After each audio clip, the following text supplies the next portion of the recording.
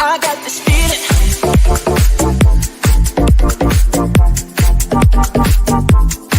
inside my bones.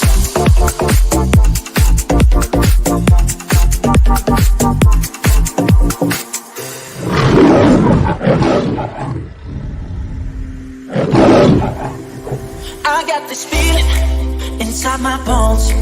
It goes electric wavy when I turn it on.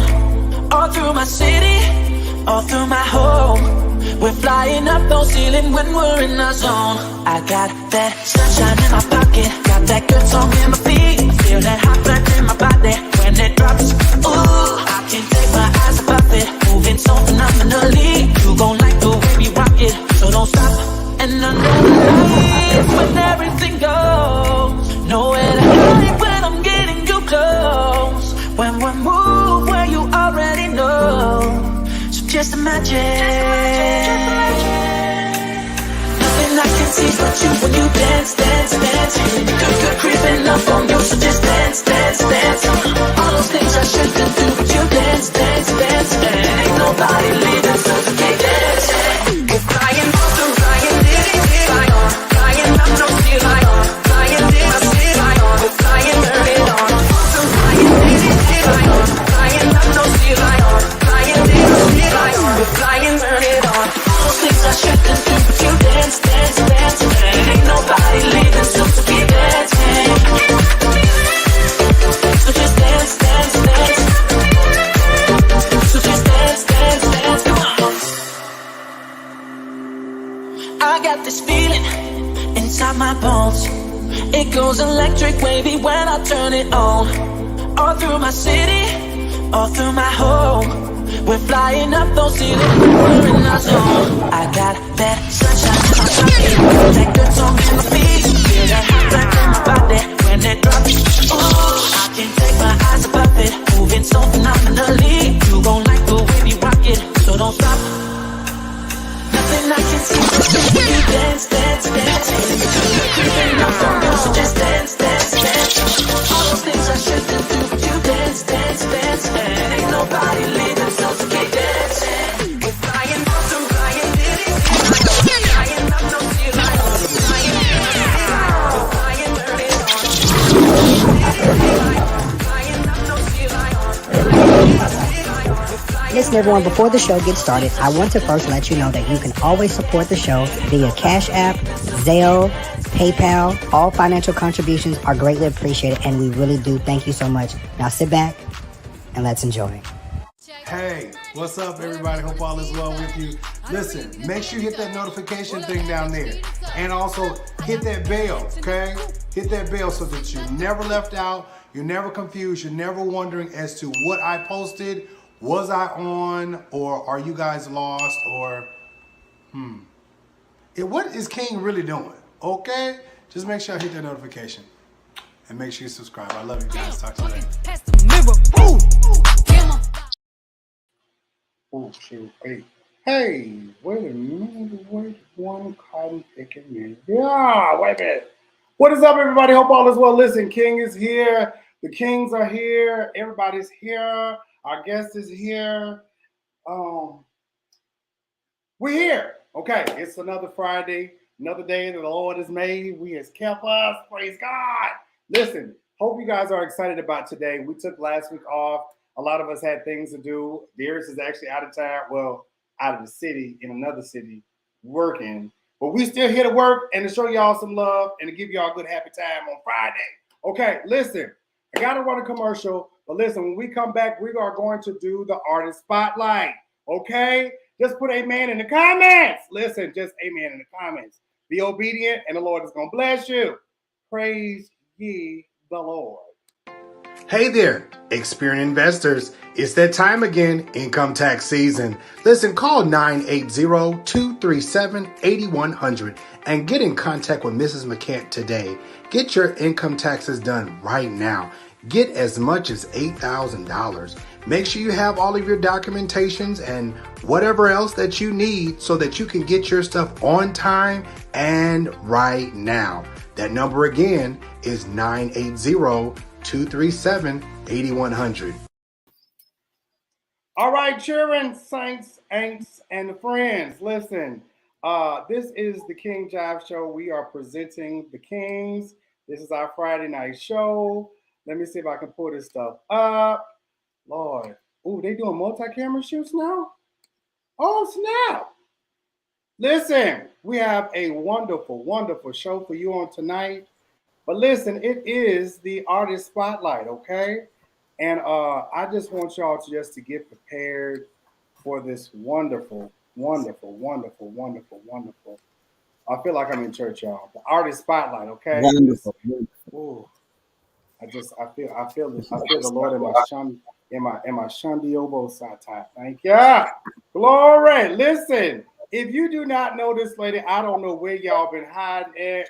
But listen, we have with us tonight Miss the psalmist, the songbird of the North, South, East, and the West, Miss Callie Day.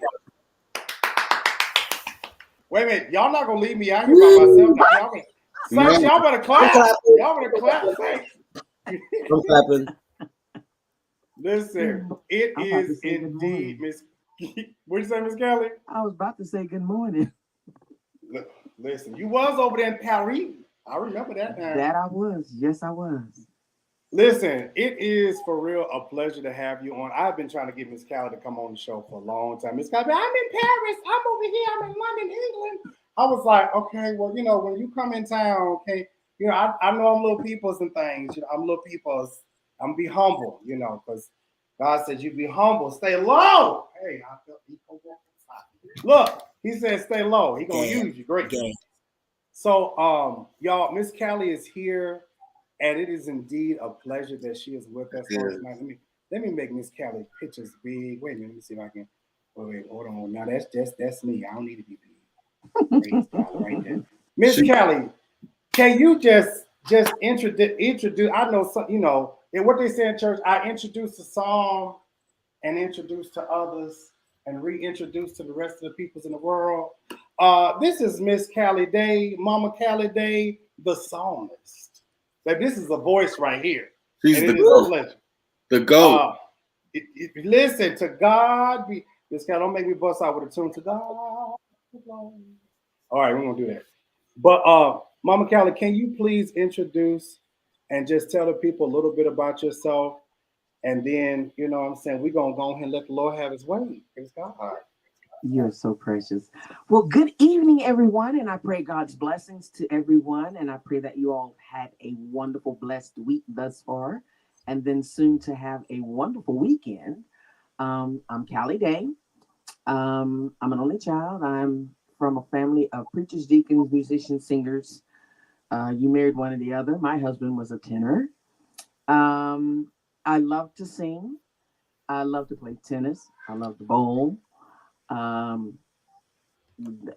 There's, you know, pretty much nothing I like to do. I love teaching my students, the voice students that I have. I used to teach high school as well as collegiately. And I'm just thankful for the journey that the Lord has provided for me. I've been begging him to please let me sing for him full time. And 2016, that which, what they say, be careful what you ask for because you just might get it. So I got it. I've been working for the best boss ever. I mean, his benefits, not benefits, his benefits are beyond, you know, words cannot express, and how blessed I have been thus far. So, Mama Callie, you was over in Paris. Can you tell us a little bit about? I know because you got something you got to do tonight, so I want to hold you long. But how was it over in Paris? Oh, it was so wonderful. I mean, the food was excellent, of course. The people were nice. I had the wonderful opportunity to sing in a professional opera house called the Palace Garnier. Oh yeah. And that's the one where if any of you all know the Phantom of the Opera about the chandelier that comes down, that's the place. Okay. So the the chandelier is gorgeous, the seats, everything. Every night we were there was sold out. We were sold out every night, That's what. and that is nothing but a blessing. That's And a real blessing I right had the there. wonderful pleasure just the Hear My Prayer is the reason how I ended up getting that gig because the composer who wrote the music for the opera saw my video, Hear My Prayer, and said, I want her to sing it. And the rest is history. So I am so thankful to my colleague, Jessica Green. I love you, my love. Thank you for just popping out your camera and recording this because it opened doors for me. So I'm just thankful. So, children, tonight, the rest of the kings are here. Mama, I'm sorry I didn't introduce the people, but at the top is Marquise. Hi, Marquise. Up under is Ashley. Up under him is Darius. You know me. Up under me is Kyrie. And at the very bottom is Thais Jackson. Hi, That's Thais.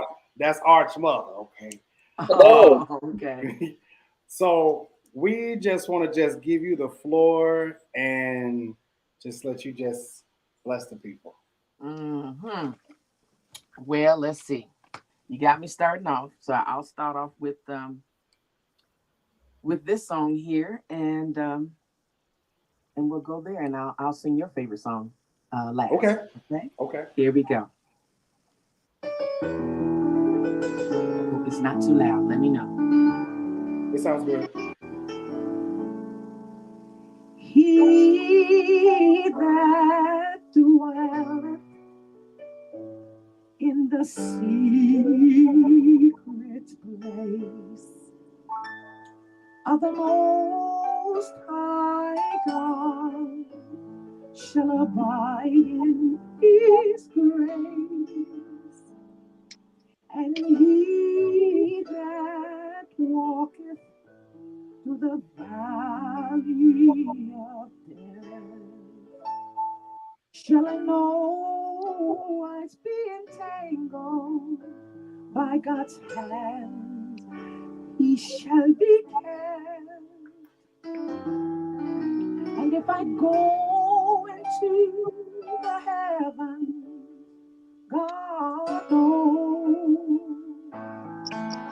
And if I go into the deepest depths, God knows. So no matter what may come my way, I am covered by His blood. Even when Satan seems to rage from his hand, I'm hidden safe. I need safety, dwell in His safety. The safety of the Lord, nothing can stop me. No, can it block me? Why? Because I'm in the safety of the Lord.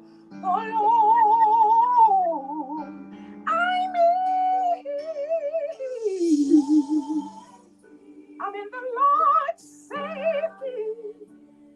Oh, the safety of the Lord. I'm in.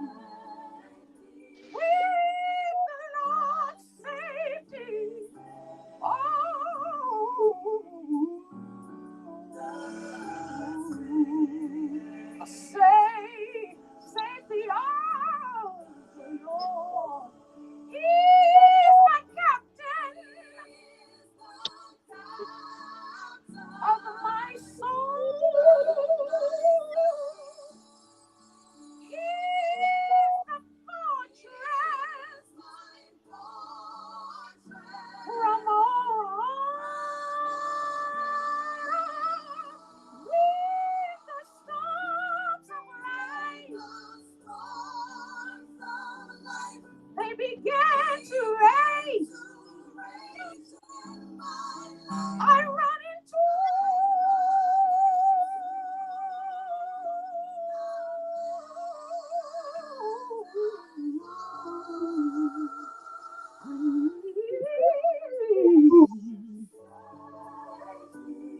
I'm in the Lord's safety.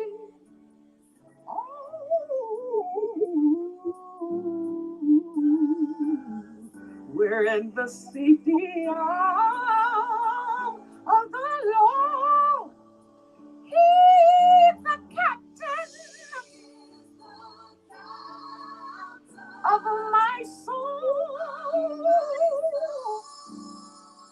He's the fortress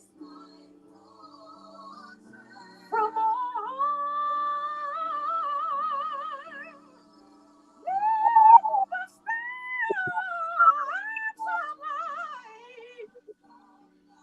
they began to raise.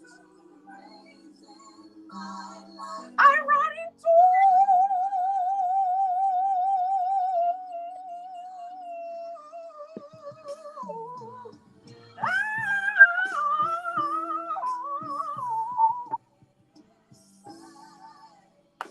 with the safety of God's arms. Yes, we are.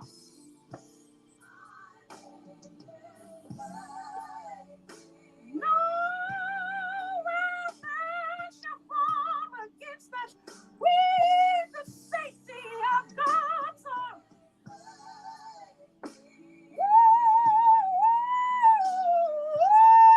We're in the safety of God's arm.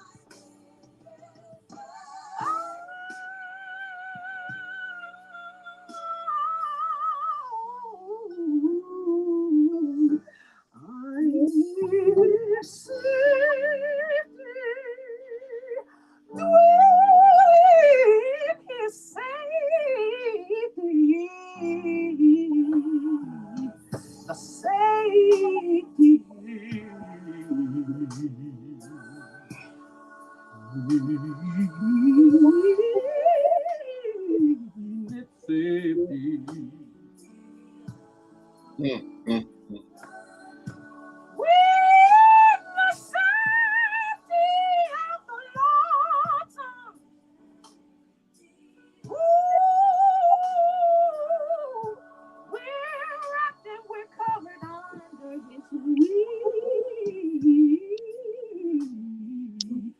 We're in the safety of the Lord.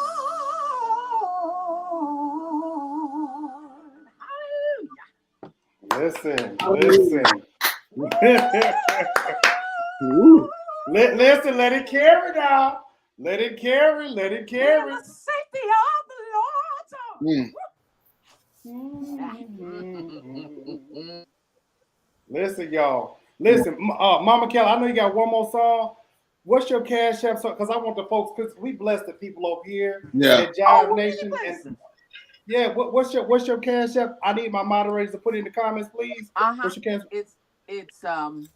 It's Psalmist Dr. Day, capital P-S-A. Yeah, but it's all together. It's like my name up there now, but put it all together close. So it's P-S-A-L-M-I-S-T, capital C-A-L-L-I-E, capital D-A-Y. And they'll see my album cover with me standing there. For sure. Moderators, y'all got that? Y'all drop her cash app link in the comment section, and I need you all to bless her. Mama Callie's got one more. She got one more lick, y'all. One more lick. Now we're gonna be on the floor now, and I want you all to make sure that you support and follow her wherever she is. I don't care what city she come to. Y'all make sure y'all go and sit and buy a ticket. Okay, you hear me? Listen, the Bible says more blessed to give than to receive, and we like to bless people over here. I open up this platform to everybody, and I want people to be blessed by everything that we do, and it's absolutely just a pleasure, honestly, just to have you here, and I really, really, really, truly do mean that. Well, thank you for the invite, and I'm glad I was free Right. So we're gonna hear this last selection by Mother, and we're gonna keep it cracking with the show, y'all. Are you All ready? right. All right. Here's your song, sweetie. Oh gosh. You be good. I'm gonna try.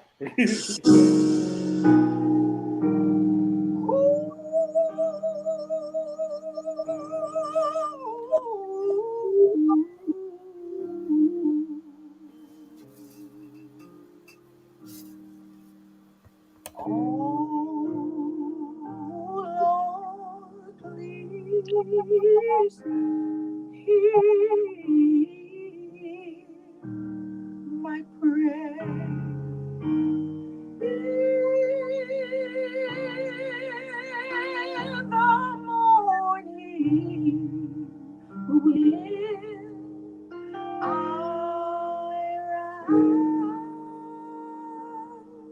rise, it's your servant's vow. Glory.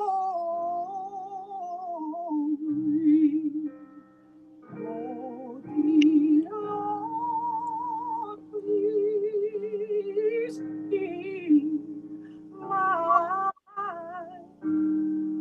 prayer. Oh, Lord, please hear my prayer. Keep me safe within your arms. It's your servant's vow.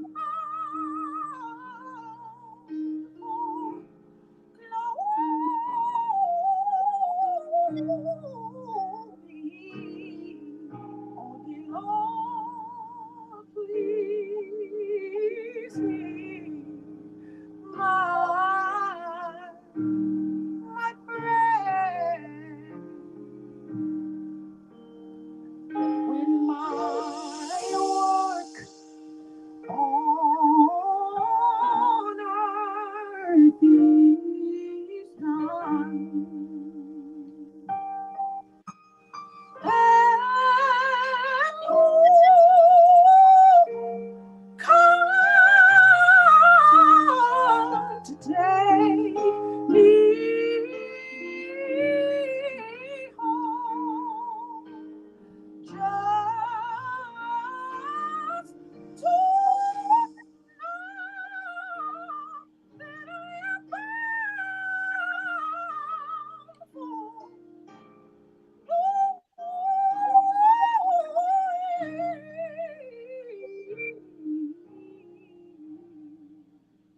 to hear you say, well done.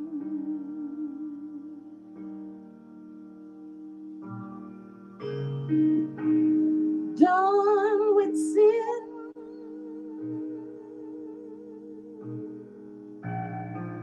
and sorrow. Have mercy, mercy.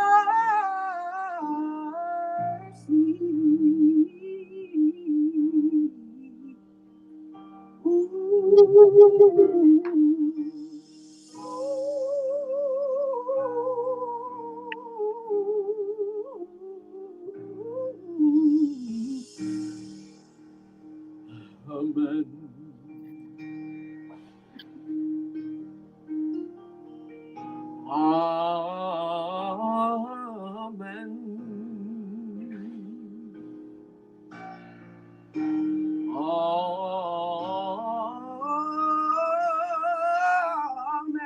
Amen.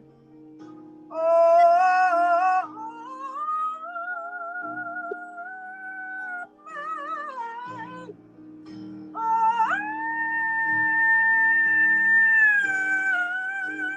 Jesus. Mm.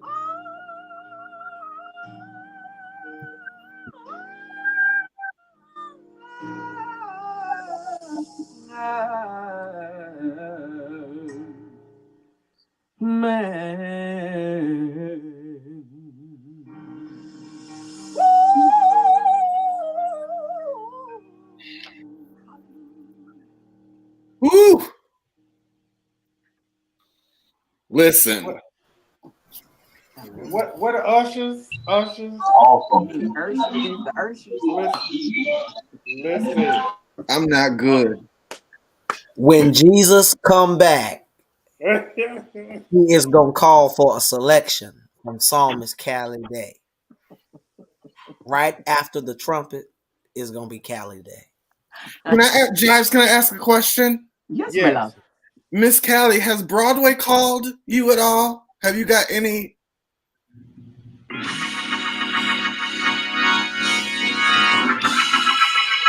I was wondering the same thing, actually. No, That needs no. that needs to happen. Somebody got feedback. Uh-oh, who's got feedback? One of y'all over here got feedback. Would you This do Broadway? Would you consider that? I mean, I've never done it. I mean, I'll give it a shot. You know, one thing about me though, I'm not a screamer. I don't scream. I'm not a belter. Okay. That's the difference. A lot of most of the things that are done requires that you to belt. Mm-hmm. And I mean, it's okay to belt, but just do it healthily. Okay. you want So, to mess I up your mean, vocal cords. technically, I'm a classically trained opera singer, and I sing other genres, but I give it 150% in whatever I sing, whether it be country. Now, I love my country. Now, don't get that twisted. Love me some country. But, you know, the door has not opened. You know, when Daddy opens the door, I'll walk through it. All right. But, Well, listen. I am thankful for one thing that just recently happened. What's that? The album, the gentleman that I sang with on his album, his name is Median. We were presented with a Grammy nomination. Oh, So wow. the things come up on, the show comes on April the 3rd or something like that. So even if we don't win, It's the nomination. So thankful. And yes, it's a nomination. Congratulations. We never had that. Congratulations. Yeah. It's hard work out here. It's very hard being an independent artist. Oh, yeah. Really hard. And Awesome. I'm also working on a second album. And once again, everybody's like, when is it coming out? I don't put out junk. So please be patient. That's why it took so long for the first one. It has a storyline. It does have a storyline. So, but there is a song out there I have out now called In Trouble that deals with and the videos out there too, dealing with the ordeal of COVID. So that would be the newest one that's come out since COVID has come out. So that's called In Trouble. And yes, I'm playing the piano, singing, and all of that. Yes, I'm playing everything. Listen, So. I want you all in the comments to show as much love to Miss Callie Day as possible. Many Y'all make blessings. sure y'all send some love her way. Cash app, baby, bless her for the night. Baby, she Many can't. blessings. She did that. You know what I'm saying? I love Listen, y'all. Mama, I just want to say thank you again You're so for welcome. just blessing us on tonight. You know, every so often we have great psalmists that come through here. The week before last, we had Charisma Evans, awesome singer. I saw that. Yes. And just amazing. And it's a blessing to be able to share with great singers and everything. And I just, again, from myself and all of us over here, we just want to say thank you so much for being with us on tonight. Thank you for the invite and thank you for having me. I what an honor. I'm so honored. And I thank you all once again. Thank you so much. I mean, All right, you all. You'll have to show take some. me out of here because I sure don't know how to do this. I got you. Don't worry about it. Don't worry. Let me see. Love you. Love you guys. Bye bye. Good night. Love you too. Good night. Good peoples. Good peoples. Good. Why am I at the bottom? Lord, I started at the bottom and I'm here. Ain't nothing wrong with that. Listen, I just want to say, hold on. Ooh. Have not our hearts burned? Woo. Wait a minute. Oh, I gotta gather myself. Oh God. Woo. Oh God. Hey.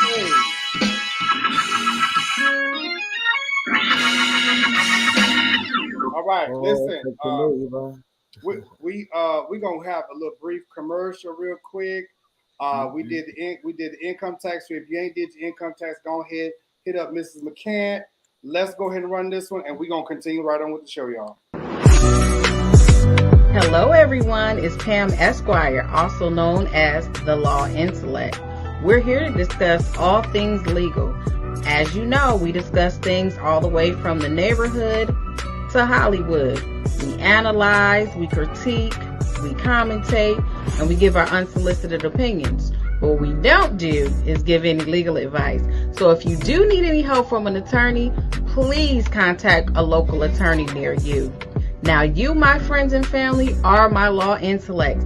That means as I go through all of this legal stuff, I need you to analyze with me. You're my co-counsels. So I want you to comment below, and I want you to like, subscribe, share, and let everyone know that the Law Intellect is on. Come on, Listen. Pam. Y'all see Pam? Y'all see Pam? Y'all see Pam? Yeah. Yes, sir. Y'all see her? Pam had that good wavy Peruvian and stuff in that is Pam right, y'all, for real. Well, can I say something? Go ahead. You know I love Calvin. I just want to acknowledge how the the Kings, we've had a Grammy nominated artist to perform on this show. That's awesome. That's awesome. Look at it. And an anointed one at that. Absolutely. That's awesome. Mm-hmm. Boy, if I wasn't the king, boy, I'd be on this floor rolling somewhere because that woman right there can sing my toenails off. You hear me? I just. I'm telling you. She's going to be the first act of heaven. She's going to be the first act in heaven when we get there. Tell me. Let me gap myself. Jives, I just want to say, while you get yourself together, Jives, because you know what you're doing for Pam right now, what you did for me, what you're doing for Kyrie and Darius. It is not said enough, but I thank you. So people don't open up their platforms. Most people, they get their platforms going and then they it's more of a competition. So thank you for all that you're doing. I just hit 1,700 subscribers, and I thank you for helping me get to 1,000 and beyond. So people don't say it. People don't say it enough, but thank you, Jives. Thank you, Drive. Yes, sir. Thank you. Thank you, brother. Absolutely. I get all emotional and stuff right now. I thank you for even inviting me to this platform. Because like Tai said, people don't share their platforms. Same. They don't. Yeah. Well, Selflessly. I no tell hidden you agenda. that, God blesses you when your heart is right and your motives are pure. And what I decided to do with all of us, was just to come together and have fun and crack jokes and all of that stuff like that and continue moving on. We've had great people to come in and, great people to leave and, wish everybody the best and everything, God is doing great things behind the scene, in front of the scene. And what I always tell these guys is, it's great to share with one another, but don't say nothing until the ink is dry. Right. And when the ink is dry, let the people see. Don't say nothing. Let the people see. And I had to learn that. And so I'm very grateful that I have the opportunity to share this platform, whether it's growing fast or whether it's growing slow. I'm very grateful for these guys because we come together, we have fun. I know we don't try to take none of this stuff personal. We crack jokes And you know, we try our best not to even step on each other's toes because everybody, every last one of us got a story. You know what I'm saying? Every last one of us have a story, and something can be more sensitive to one than the other. And so I'm glad that we can play off each other, and we know how to move on around and everything and stuff like that. Listen, so I don't want to get all emotional tonight because I'm telling you, listen, that woman right there. Walk and move in silence. That is exactly it. Walk and move in silence. Amen. That's the word for the night. And while we giving Jives his props, you know, I just want to say, what other platform, what other show could have the current spouse of a celebrity and the former spouse of a celebrity on the same platform, and it don't be no drama? You can't tell me God ain't good. Ain't that right, Ty? What happened? What happened? Well, I just got confused. I thought you was talking. No, he talking about him and Jussie together. How he's on the show with Thais, his former husband. I told. Listen, honey. Y'all don't have to mention me with Jussie no more. He's all yours, Marquise. Take him, honey. Take him. I'll rent y'all a car. I'll rent y'all a Airbnb, honey. And you want a bottle of champagne? Go on, honey. He's all yours. So Jussie, I wouldn't give Jussie a bottle of Ripple. I thought he was talking about something else. Listen, he's all yours. We just, you know, this is now, Marquise. Then we just talked about this the other night. And we talked about it. Yes, we did. Y'all better leave Jussie alone. Yeah, y'all. Yeah. Just get his life together. Ashley, now which one is you? Is you the other one? Oh Lord! Oh, Ashley with Jussie too. Oh. So y'all got a little three-way going on here, a little four-way going on here. Leave me out of it, please. I know he's out of jail. I know he's out of jail. I called his Uber. I met him. I was listening to Thais' show. Thais was reporting outside the jail when he got out, and I couldn't get to the reporting because I had to, you know, get the security at the last minute. You know, we were scrambling at the last minute trying to get things together. It was just hectic. Wait, everything fell in place. He got released after 6 days, you know, and you know. But wait a minute, you said you called an Uber, so he ain't got money to get a limo. You got an Uber? Well, yeah, see, he called. Justin had a we got $150,000 of fines to pay. So you know, we eating Bojangles right now and stuff like that. But it's all right because God always is on the side of the comeback. So well, honey, he ain't got no walls. So God ain't he ain't got no walls. He got something, Marquise. You don't have to tell him to squeeze. You have to tell him to squeeze.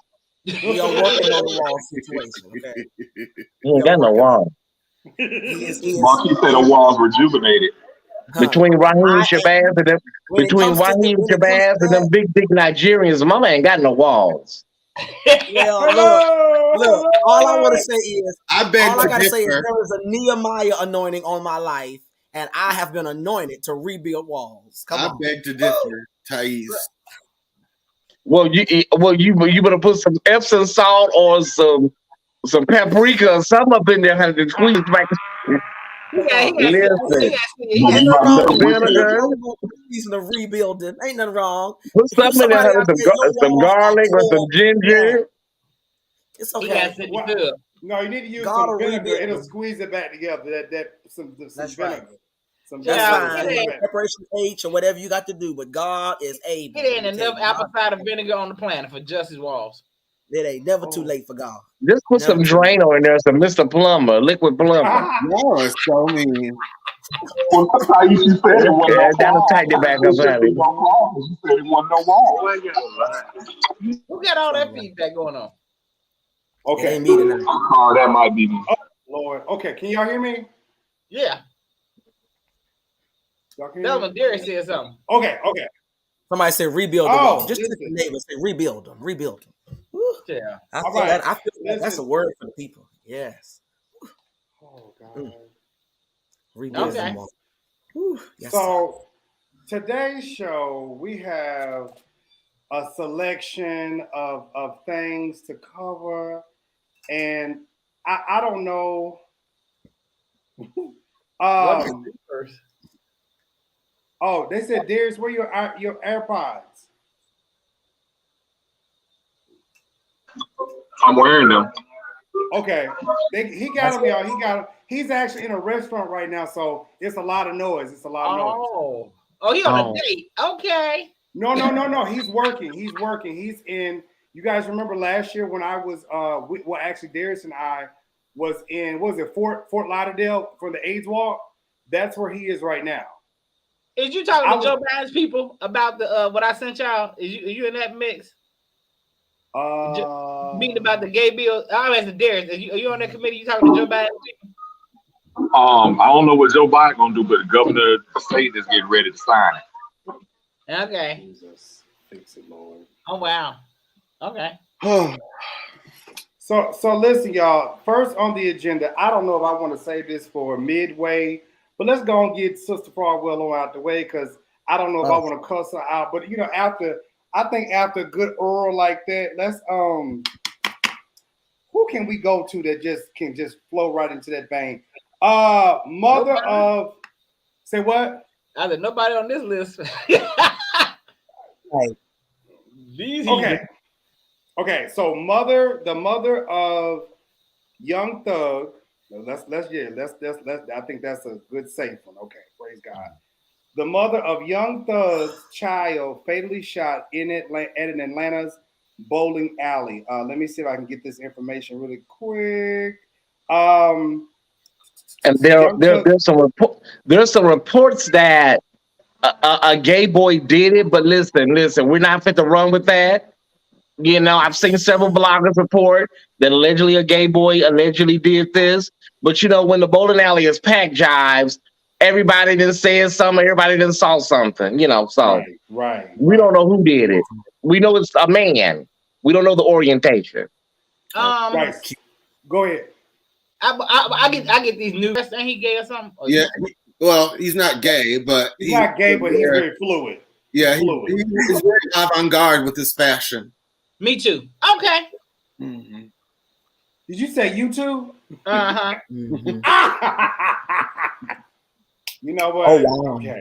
Oh wow. This is a moment. Okay. But this is over a bowling ball, Jives. Wait a minute, huh? Yeah, this is over a bowling ball. There was an argument of a bowling ball. He went outside and waited 30 minutes for her to come out. And when she walked out, he shot her several times. Wow. So the man shot the mom or the baby mama over a bowling ball. Yeah, you hear the police chief or the police lieutenant say, "This is what crime has come to in America. This woman lost her life, over a bowling won't be able to take care of her children over a bowling ball." Wow. Yeah, I'm not buying that, but yeah, I love you too, what is going on? Daddy.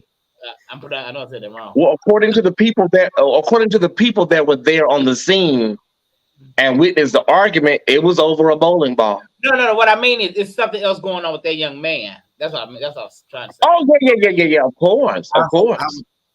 Definitely. But you know what? I feel like this. You know, with this particular generation, it gets crazier and crazier and crazier. You have people just like, there's one video that's surfacing where this little boy is beating up his grandmother and kicking her. I couldn't watch that. That made me so mad. I couldn't watch it because I'm like, I would have whooped his ass. But what made me mad was the grown woman that was filming it. That was laughing. I thought that was a child that was filming that. That's a grown up. See, this is so sad.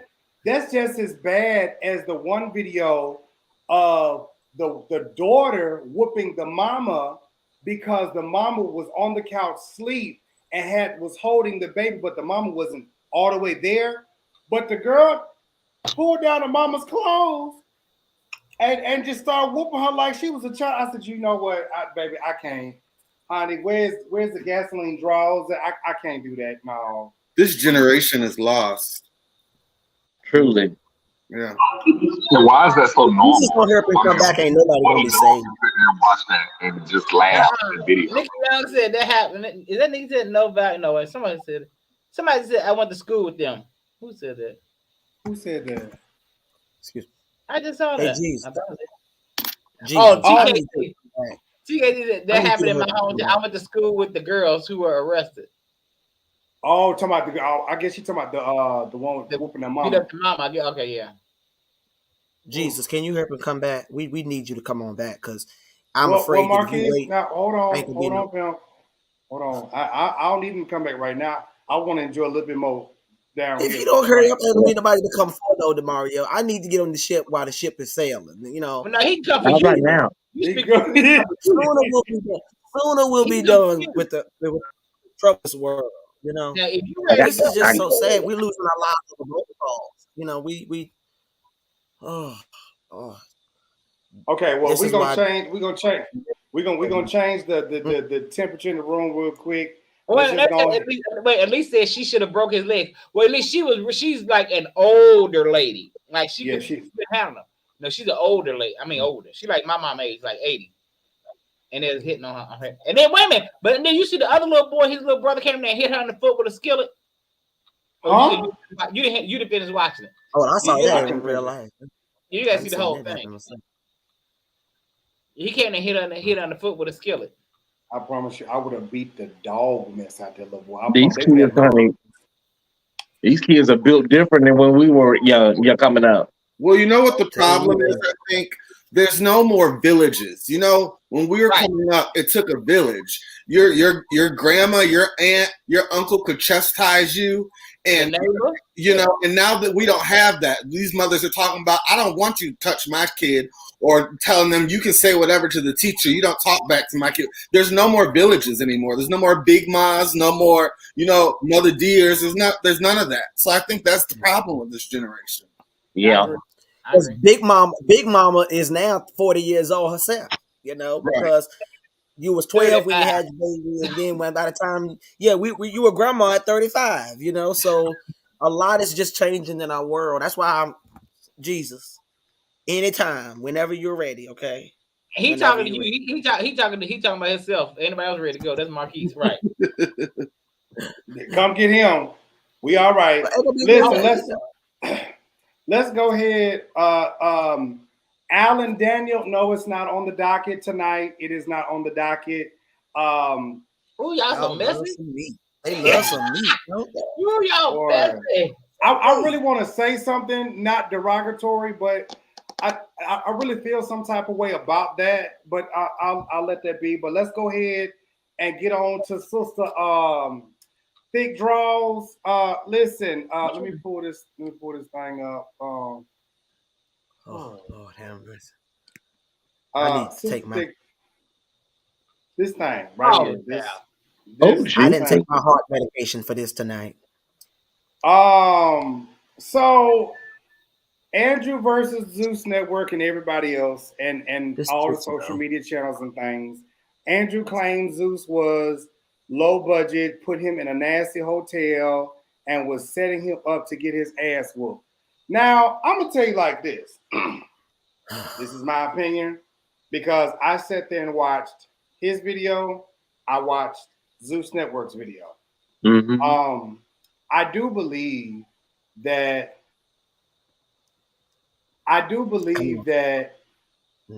at some point when you audition, Sister Nasty Draws, Shitty Britches, I do believe that when you audition, you had to have read the contract. Like you had to. You had to read the contract. There's no ifs, ands, or buts. You sent your tape in. And then for you to get on your raggedy ass slide and to be like, oh, I didn't go, I'm not gonna be on the show. All of us on here, as well as everybody who's watching.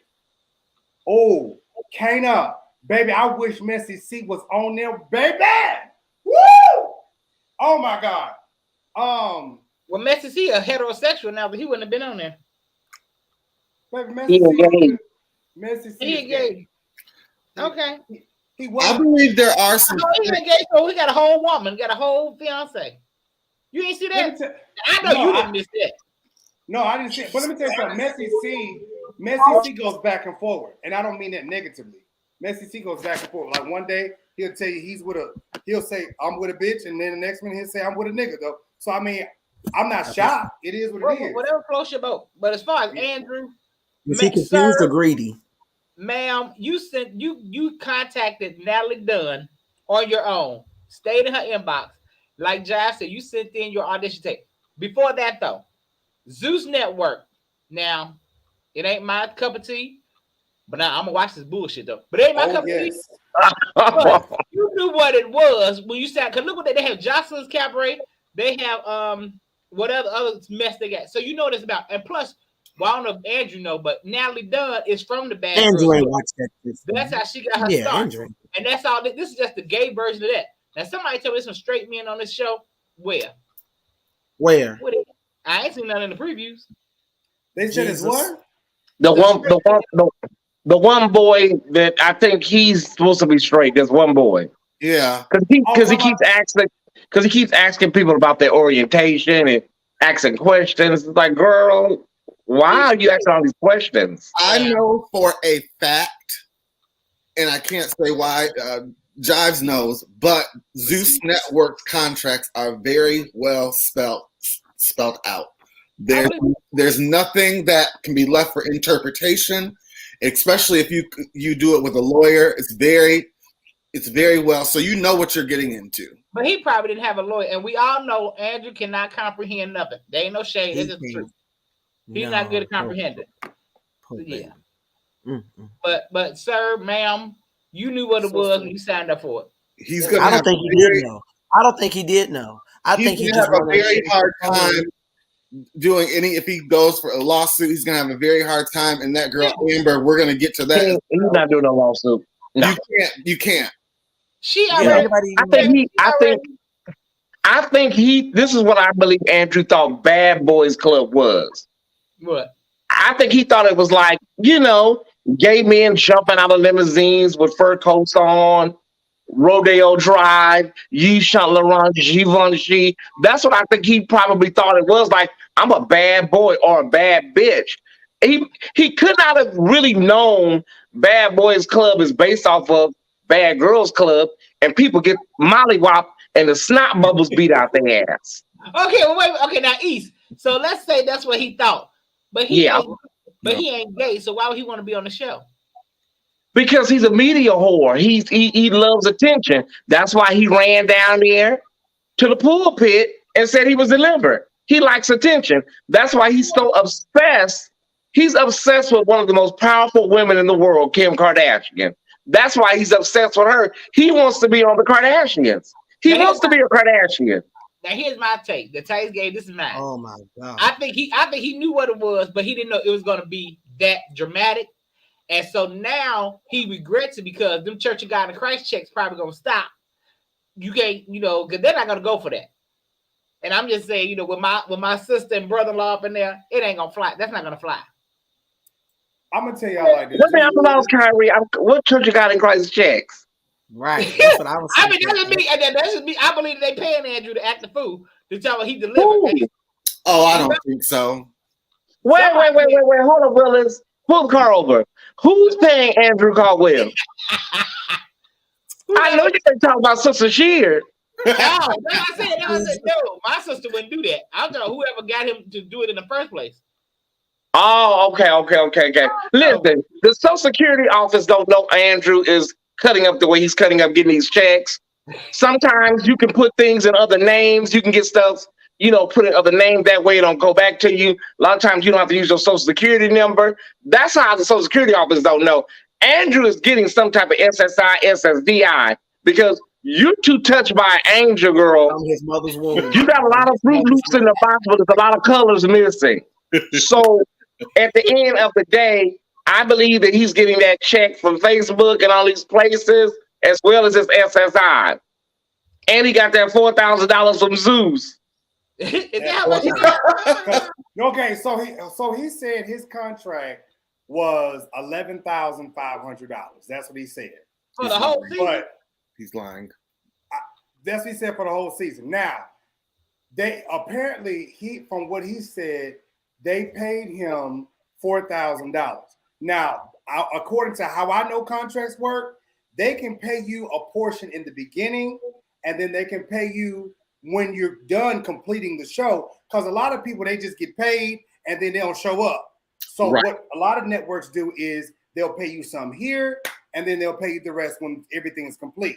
So my thing is with him is that, first of all, you are worried about what the church is going to feel about you because you on here cussing and you calling people bitches and motherfuckers and all this type. First of all, girl, sis, daughter of God, we've been knew all of this stuff about you. Then talking about save people, we can cuss. You know, girl, first of all, I don't even believe that you understand what salvation really is. I don't even think you really truly understand what being delivered is, because first of all, what I am sick and tired of is these labels.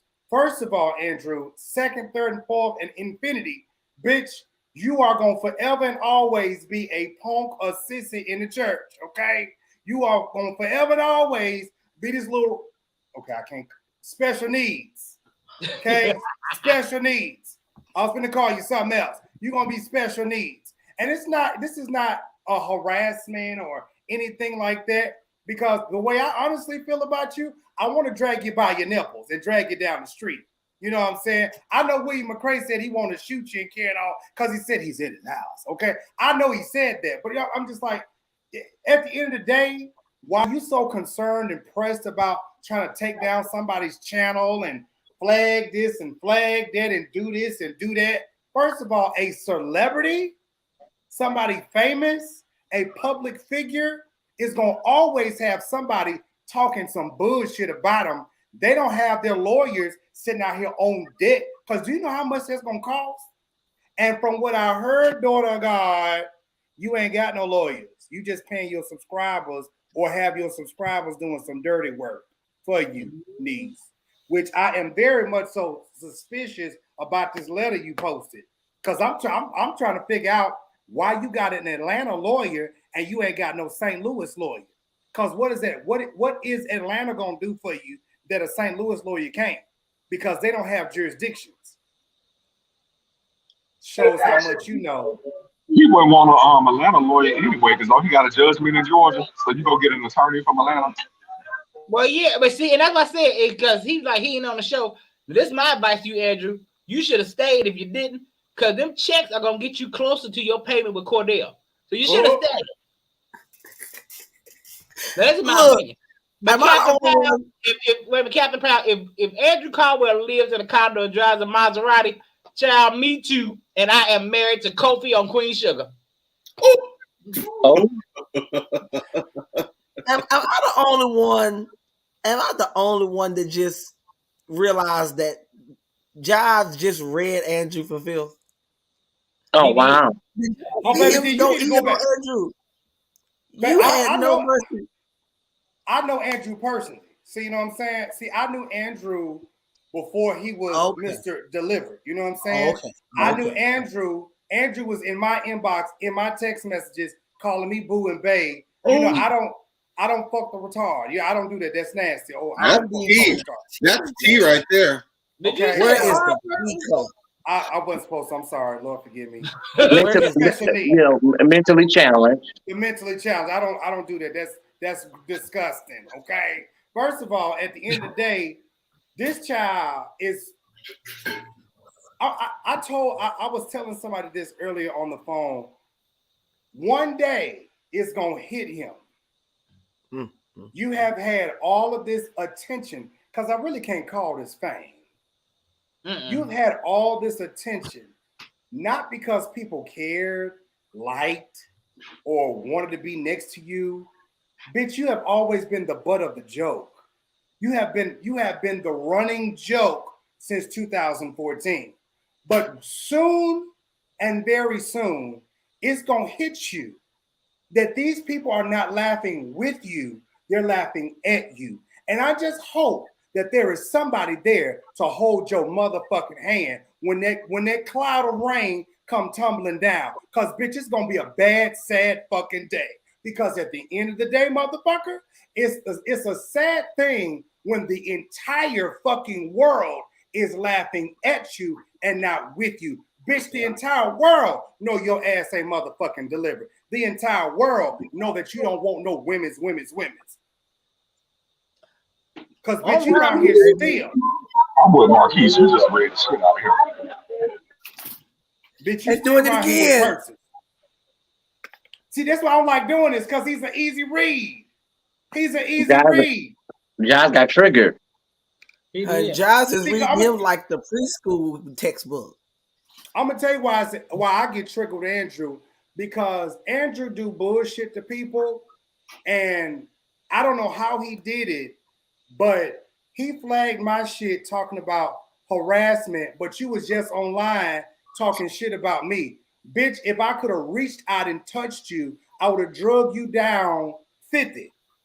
Okay, that's the highway down St. Louis to Memphis and Cano. Bitch, I don't like bullshit like that. Cause bitch, let me tell you something.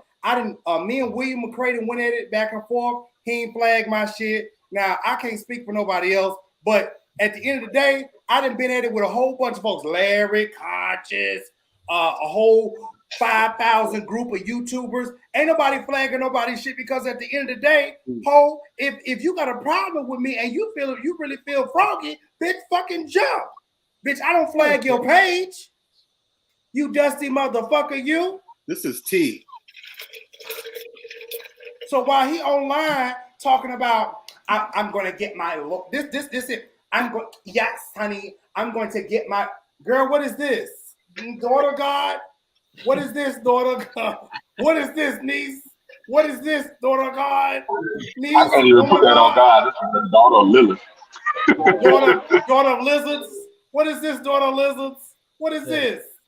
I need the nurse. I need the nurse out. Excuse me. I need the nurse out the back. Giles needs the nurse. You can feel how you want to feel about the Zeus network personally, but it's a really fast growing network, and they're really doing a lot of things over there at Zeus. Now here's the deal. Andrew talking about the CEO and talking about Natalie. Other people are watching this. All you're doing is closing doors and opportunities.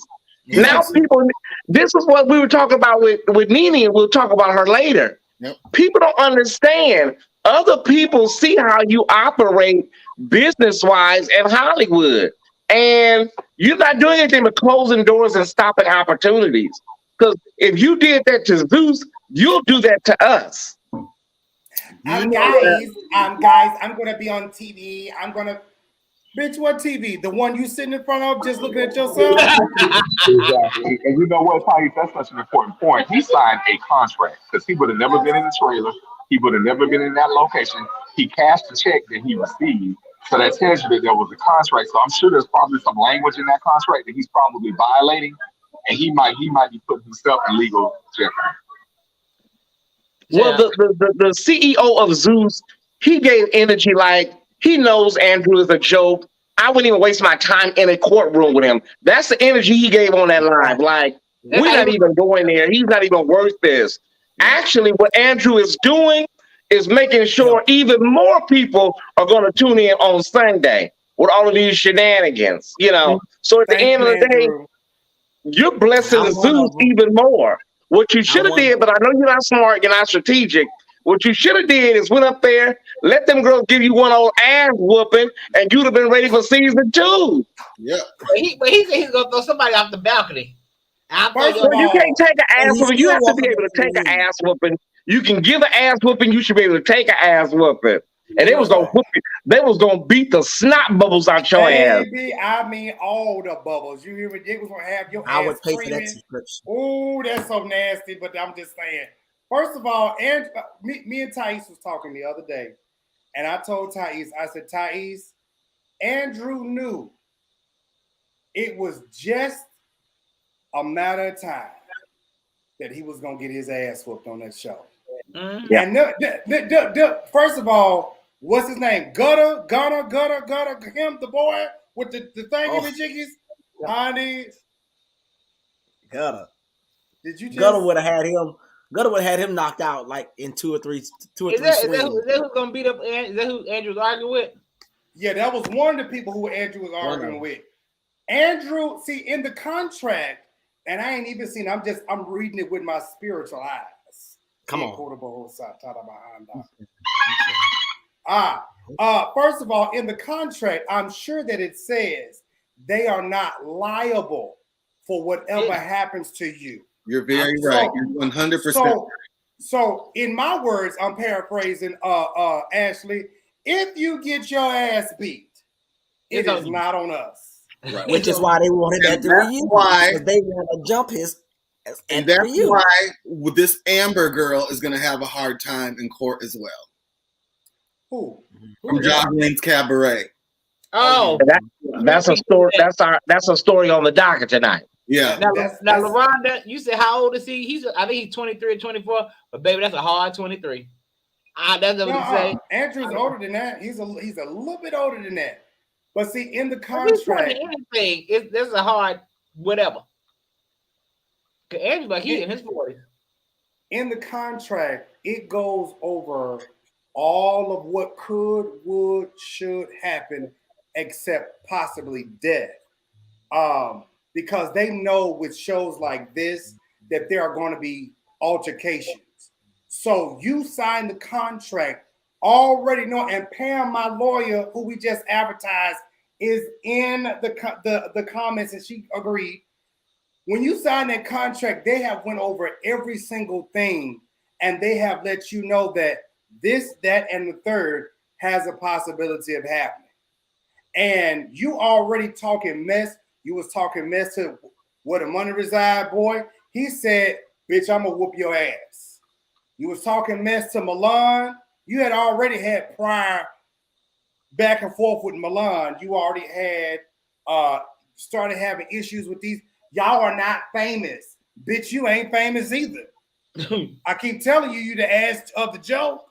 Anyways, I think Natalie Dunn decided to let you come on the show just to see you get your ass whooped. Now, I don't think she would ever admit that, but bitch, I think she just, Natalie, baby, me and you right here. Come on to the reunion, Andrew. Yeah. Come on to the reunion. Ashley, Natalie, bring me to the reunion. I got a surprise, baby. I want to. I'll pay for your hotel and your flight. Andrew not going nowhere near that reunion. And she said, and Natalie said, I will pay you to come to this reunion. He's not coming, Natalie. The reason he's not coming is all his lies will be exposed from every start of the way, from every point of the way. From lying about the food was nasty, the hotel had dirty clothes on. Come on. Yeah. All the truth. It'll all be exposed. That's the real reason why he won't come. But he ain't gonna come. He know they gonna whoop that ass. Oh, baby, I'm talking about just wear him out. He is trying to get in front of whatever it is we getting ready to see on Sunday. You know, he tried to get in front of it, and for some reason he felt like he could stop the footage from getting out, but he didn't sign his life away now. It's out there now. Yeah. So basically what we gonna see is him running away and hitting it. That's what we gonna see. That's what I believe. So since we already brought up Joseline, Joseline and Balistic, did I say his name right, Thais? Balistic assaults Joseline. Okay, the assault. Joseline Cabaret star alleges that she was attacked by Joseline Hernandez and her fiance. They ain't married yet. Hernandez says, still raising money for the wedding. Oh, you worked for me until you died. Now, Joseline, Ali took to social media on Wednesday, March 6th, to allege that Hernandez and Balistic assaulted her. Yes, I'm in the hospital because Joseline kicked me and Balistic attacked me, but I only came to the hospital because my ribs are very bruised because Joseline had her big ass boots on and kicked me. My ribs look like this. I guess you showed a picture. She said, while laying here from the hospital bed and exposing the alleged injuries in question. All right. I And this is on Zeus too, guys. There's another Zeus show. Yeah. I believe every bit of it. I believe. I don't know. Now, the only thing I have a question about, because we brought this up prior, if she tries to sue, the only way I think she's going to get by is if he's not an official cast member, because those contracts say you can't sue your other cast members. So do we know if he's an official cast member or not on the show? He is not. No, I don't think he's not. He's kind of like, you know how somebody be like on the show, but they're not officially contracted. Like on the Real Housewives of Atlanta, you see a lot of people, they're not really on the show, but they're around. Like Dwight back in the day. Dwight said he didn't even have a contract. Dwight was like, I was just there. So she may be able to sue him then. Okay. What's she gonna? He ain't got I just want to know why them girls let Joseline talk to them like that. I can see Oprah letting Oprah. I wouldn't even let her talk to me like that, or Beyonce. But you let Joseline talk to you like that? Yeah, I ain't letting nobody talk to me like that. It's all for a little bit of clout, Thais. That's all. Oh my God! But shut your mouth. Get over here. Do you hear me? They call it the bottom bitch. They call it her bottom. No, she is talking to girls. Right. Come on. Jocelyn didn't do none of that with Tommy. Oh, Love and Hip Hop. Nothing. Hello. Pop top.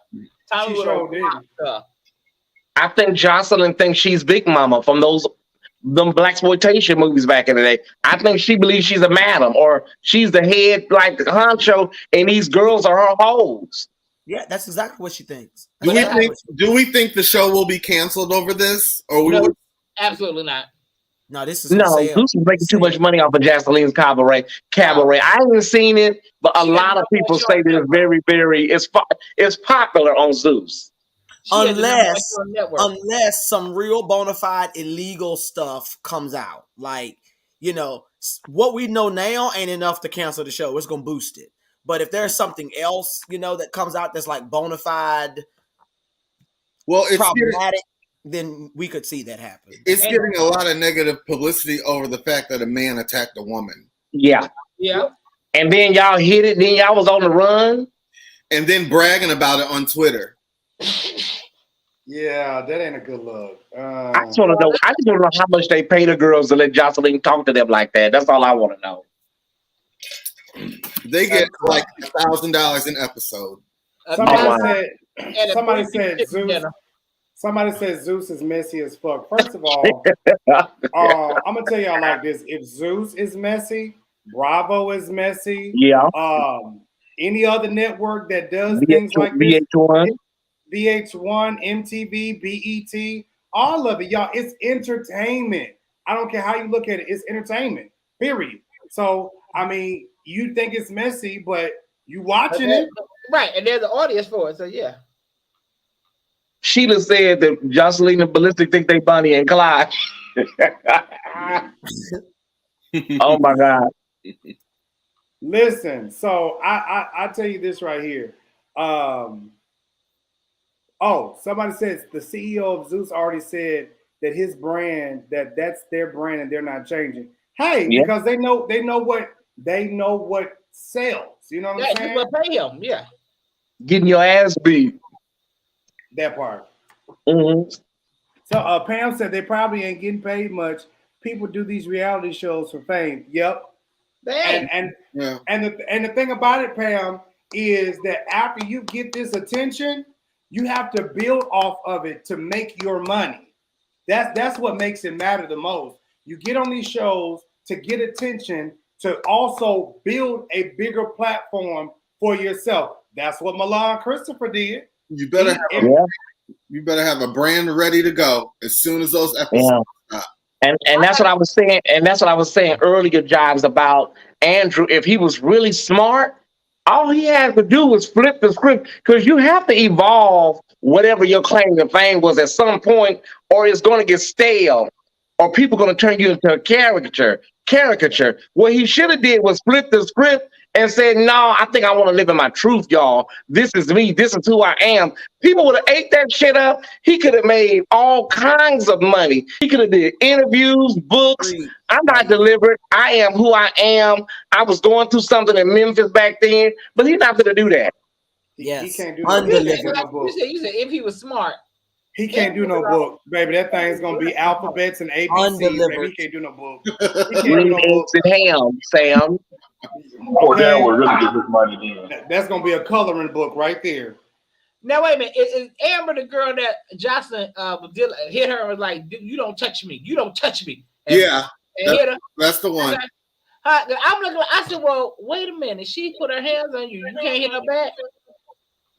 Cause she should have, cause what she should have done. See, I'm the type of bitch. I'm gonna grab you by your neck and put your motherfucking head through a wall. You even put your hands on me.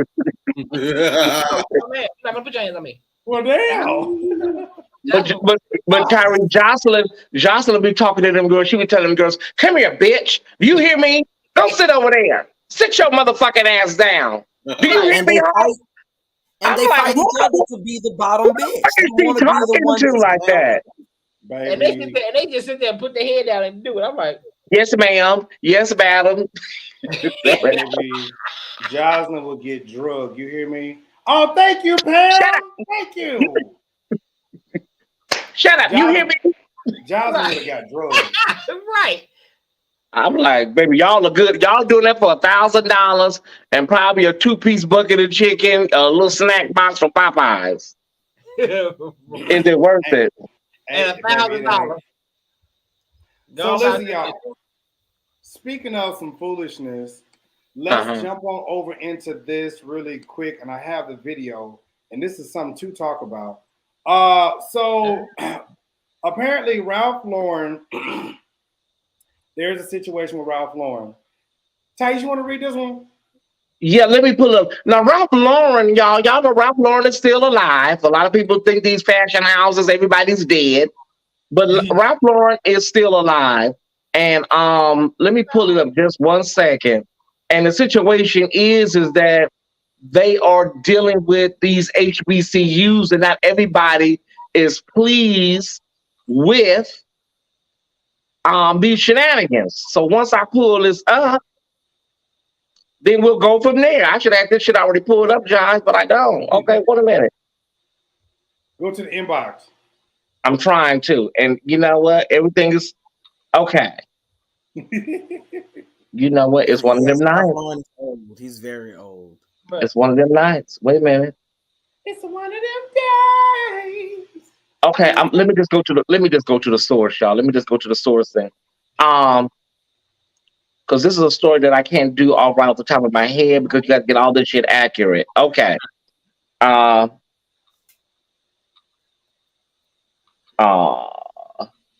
want me to play the video while you do that?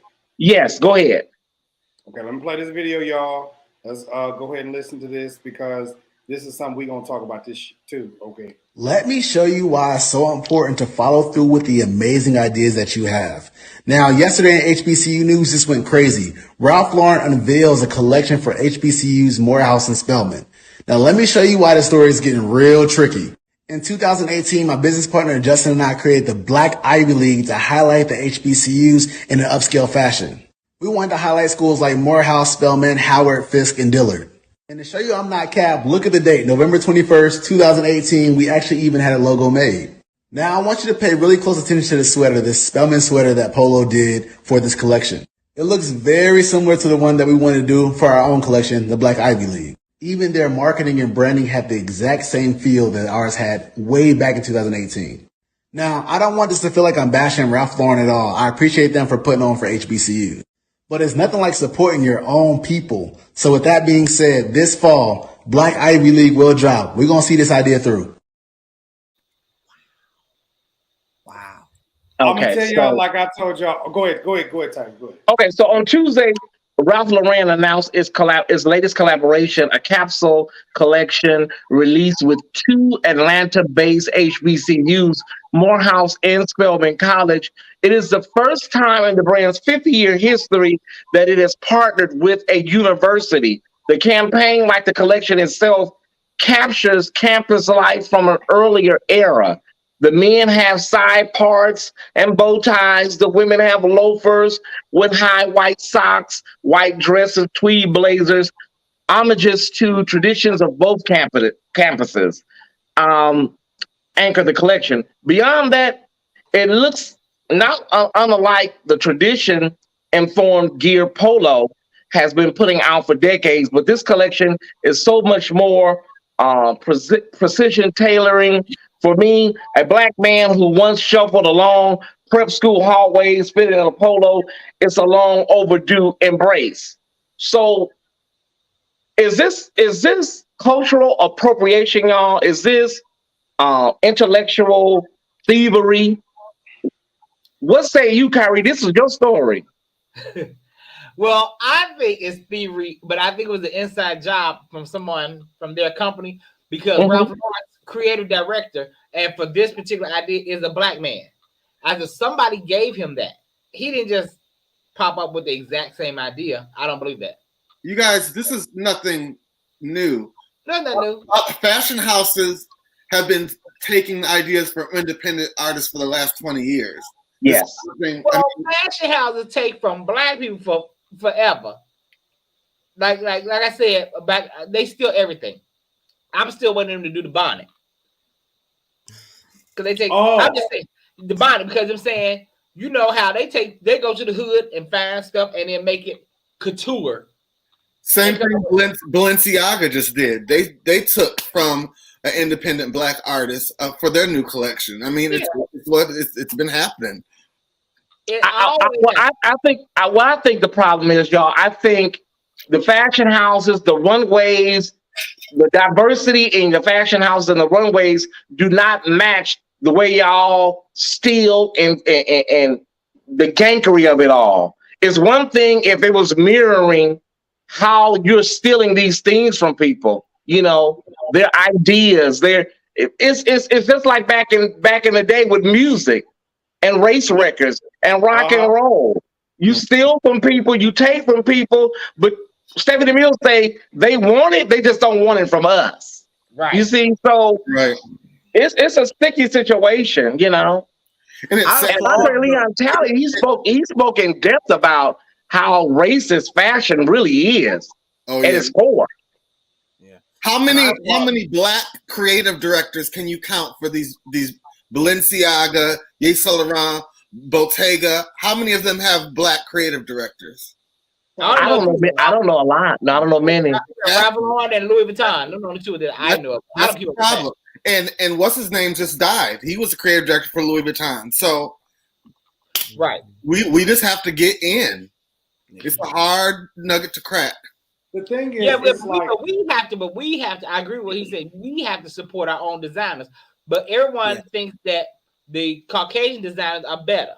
You think they use better? Well, they got it from us. They get better resources for their product. They get better resources so their product is better. I'm sorry. You have the influence of the hip hop artists. They're the ones who are saying, I'm in Balenciaga or Bottega, you know, and I don't know if you guys, I'm into it, but we like that. I'm not into fashion. I like black designers, but I mean, I know some people get off on labels. This is not my thing. But so many black hip hop artists and so many black singers have moved fashion forward in the last 20, 30 years. Yeah. And then these same fashion houses, like they were saying about Cardi B and the Birkin bag, like she's bringing down the value of the Birkin bag. They said that about Jay-Z and the Moet, and you know, like, well, you know, but when you look at the numbers actually, through the help of these black artists, are skyrocketing, you know. So black people, they just use us and abuse us, and we talk about it, but we don't really do much at the end of the day. We just really complain about it. And what if they would get into black design, start showcasing them? Like Beyonce, I forgot the young lady's name. Beyonce had one of her bags. Her sales skyrocketed. Is it okay, Kyrie, can I say this? Yes, ma'am. And I hope that nobody will stone me tonight. We have to be clear about these black designers because there's a thin line between Tina Knowles and, you know, because some of these black designers, you know how our girl was looking the other day from King Richard. I know that was one of her friends that made that dress for her. And that's the problem. Our black designers they're not up to the standard. Well, okay, wait. Well, who said No, this? I don't think so, Ashley. I think we have a lot of great black designers. I'm just saying some of them are kind of suspect, you know. Yeah. Wait a minute. If they're stealing from us, then who set the standard? I'm asking black designers make the standard. If they're stealing from us, who sets the standard? Somebody said Tina Knowles ain't no designer. Tina Knowles' clothes could have been on the runways of Milan. Okay. Well, Kyrie, to answer your question, I don't really know. I don't know. That's why I don't have a problem support. I know y'all don't like them, and I'll get stoned for this, but I support Kanye. I'll pay $400 for a sneaker because it's a value. I'll pay $100, but I'm not gonna pay $500 for those shoes. Okay, so that's fashion like art. I pieces. Right. Now, the fashion ain't my thing. I know that is your thing, right? So you absolutely would. But I think with Kanye, you know, the term for the Giles, you know, the term, is for the culture. But when you think about Kanye West, y'all, is it really for the culture? The way he's cut up these last few years about black bodies and supporting Trump. Child, slavery was a choice. Thais, hold on. I got one for you. So I got an email today from Forbes magazine, and they sent me a letter to invite me to some event in. Wait, who just got off? Hold on. It was Darius. Oh, he probably had to go. So I got this letter from Forbes, this invitation to come to, where was it? Forbes. Oh, all right. It's a invitation to come to Forbes Under 30 in Botswana in April. So first of all, I'm not under 30. I am a little bit above 30. But anyways, they sent it to me. And so the tickets are discounted 60%, but they're valued at $2,475. So okay, hold on. Darius just popped back up in here. So I looked at the Forbes list. Kanye is on there at, I think, 2-point-some billion, or I think 1. Because I know Jay-Z is at 1-point-some billion. Oprah's at 1.4. Tyler's at $1 billion. This is what I wanted to say. We make all of these fashion houses rich. Yeah. They complain about black people this, black people that. But the truth of the matter is, we are the ones that create fashion. Now, the reality is, like, I just really have a thing for Adidas. I really do. Like, I will spend $100 and some on some shoes. And that's not for fashion, but that's because I go to the gym. I do all this other stuff like that. And that ain't at you, Ash. That's not at you. And so it's like we're putting money into these things, but I have a reason to do it. You know what I'm saying? But when we give this money, like, I used to love Tommy Hilfiger. I love Tommy because I like the look of Tommy Hilfiger. And the truth is, I didn't stop buying Tommy Hilfiger because he was out here saying nigga. I was like, well, oh God, I can't say that. I'm like, well, Mr. White Man, Mr. Saltine, we're the ones that you're living where you're living because of us. We're paying for your yacht. We're paying for your yacht, those horses, those acres and acres of land. I just, and we can say what we don't like, but we're going to continue to buy whatever appeals to us and whatever we like. That's just the reality of it. I don't care whether it's black, white, green, purple. If I see some Adidas shoes that I like, I'm going to go buy them. If I see some Nikes that I like, I'm going to go buy them. If I see a Louis Vuitton that I like, I'm going to go buy it. And the thing is, what we have to understand is, if you can afford it, buy it. Don't spend money that you cannot afford. And that's the problem with a lot of us. A lot of us can't afford a lot of this stuff. We just out here doing it because we're trying to keep up with somebody. Yeah. So to you and Ashley's point, everybody's entitled to, their brand and their taste. All I'm saying with the fashion houses and all these people is that y'all just, stay true to y'all word. Like, also give some scholarships out to them HBCUs, Kanye West, we can't really ask a lot of you because you got a lot going on right now. But, keep it real. If you're going to use Black imagery and Black bodies, really support these communities. You know what I'm saying? And that's what I was going to say earlier. I applaud the guy for going ahead and launching the line anyway. Despite what happened with Ralph Lauren, he didn't let that stop him from saying, you know what, I'm going to make my best attempt to make this, my dream a reality. So I want to, I would support it for that reason. But it is a conversation to have as it relates to what do we do when the big industry, takes the idea and executes better the idea of the members of our own community, and then we go support that. Right. But you know what, Marquise? Black people. I'm passionate about this. I'm sorry, Kyrie. I'm passionate about this. If Black folks is not going to buy the same thing from other Black folks, they're not, because we've been trained that white is right, and you're entitled to that if that's your thing. But it can be the same products. It can be the same exact product. But if it is a Black company or a Black designer spearheading it or behind it, they're not going to get it because Black people feel like it's lost its eliteness or its value because it comes from a Black designer. So I have to get this. I have to go to the, I got to get this on Rodeo Drive or, Michigan Avenue.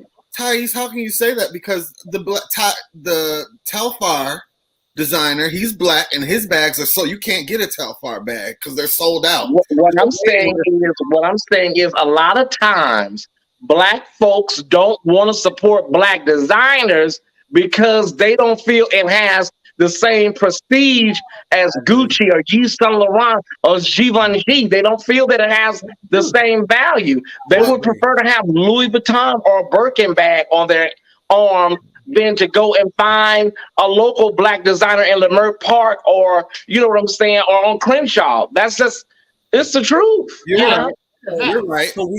So we got to untrain ourselves away from it. We've got to attack. Well, that's like 400 years, Marquise. That's about 400 years. That's what I'm saying. It ain't gonna happen overnight, but we do need to reassign our value to, Black-owned products, Black-owned merchandise, Black-owned fashion. But we have to come out of that. But TKC, that's what I was reading. TKC said Black people would rather be disrespected than support their own. And I think that is factual. I want that on a t-shirt. Wow. I'm going to say this because I am a designer myself, because I'm a creator. My crowns cost $1,500 and up, right? I say this all the time. I have people that get in my inbox already knowing how much my shit is. Bitch, I'm not coming down off my motherfucking price because I got to sit here and put this motherfucker together. Let's do that first. Then I gotta turn around and stone this motherfucker. And then you want to tell me what is not or what ain't worth or what? Let me tell you something. I promise you, if Louis, matter of fact, and this ain't even to even really come from him. I had a family member that wanted me to do a crown, and this is not even coming at him or anything. And when I told him how much the crown was, he sent me a boxer's crown that got a custom crown done, and it was just stones everywhere. And I said, that boxer from Las Vegas paid $12,000 for the same rhinestones that I use, because I use Swarovski or high quality stones. I don't use Walmart plastic. That man paid $12,000 for a face mask, a crown, and a feather cape. Okay? $12,000 motherfucking dollars. I'm gonna wait till I get the y'all complain about paying me $1,500 for a crown. I said, you know what, baby? And then, you know, people get in my inbox because they just want to talk to me. Bitch, if you want to talk to me, just say you want to talk to me. Don't get in my inbox because you trying to slickly say you want to buy something. Just say you want to come fuck. Bitch, first of all, I'm not one of the girls. I am not one of the girls. And don't nobody want to buy none of my. Don't nobody want to buy none of my wigs. I don't know why. Don't want to buy your wig face? No, don't nobody want to buy my handmade wigs. Well, I just want to put a point here and say, what kind of hair you using? Huh? I bought one of Kyrie's cakes. Oh, it's from India. It's from Bangladesh. It flows really nice too. Tice, you want to go get one and just swing for the people? You know what? I'll wait because I have some new shipments coming in a few moments. Oh. But see, the thing is, it's like I could go in here right now, and there's a guy. He has to finish his payment, but I have worked on his stuff for 3 months. One, because I have stuff that comes from overseas. Two, I have to prime. I gotta sit up right here and glue. I gotta come up with patterns and all kind of stuff.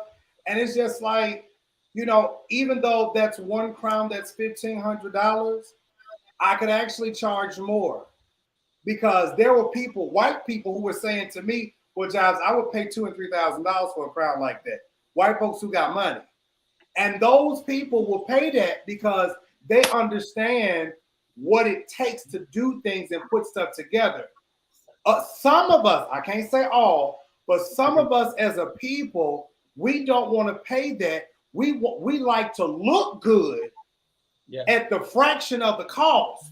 We like to look good, but we want a discount. Baby, when I went to go buy my Adidas shoes and them folks said them things was $185, I paid $185. I didn't ask them for the store discounts. Hold on. I didn't ask them for a discount. Why? Because I know that that's the shoe. Why the fuck we always asking for a discount? You buy what the fuck you want to buy. You go out there and spend $200 or $300 for the motherfucking weed. That's what we do. You gonna spend $2,000 or $3,000 on your badass child's birthday party. That's what we do. You don't ask for 20% off over there at the bathhouse. Right. What? Who watching RuPaul? You a messy. My boyfriend is watching it. Oh, I can't wait. Mine's come on at 9:00 tonight. I don't know. I tried to get into it. I couldn't do it. Yeah. Don't worry about it. Don't worry about it. I said, yeah. But I know Taylor. Ain't most of them girls from LA though? This season, yeah. There's a lot of LA. Them girls look like they straight out of Tarzana Treatment Center. It's a rough year. It's a rough season, honey. I tried. I was like, ugh, I just can't do it. You know, and I'm glad. Support black businesses. Support black businesses. Is that a part of your wig line?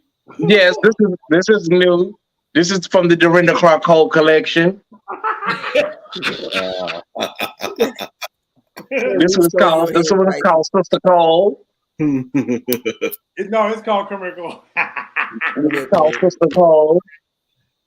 Okay. Oh! Go ahead, Jives. Take it from the top. Okay. So let's get right onto this one. Please don't make noise. Please don't make a noise. Ooh, don't do it. Don't do it. Damn it. Hold on, y'all. Hold on.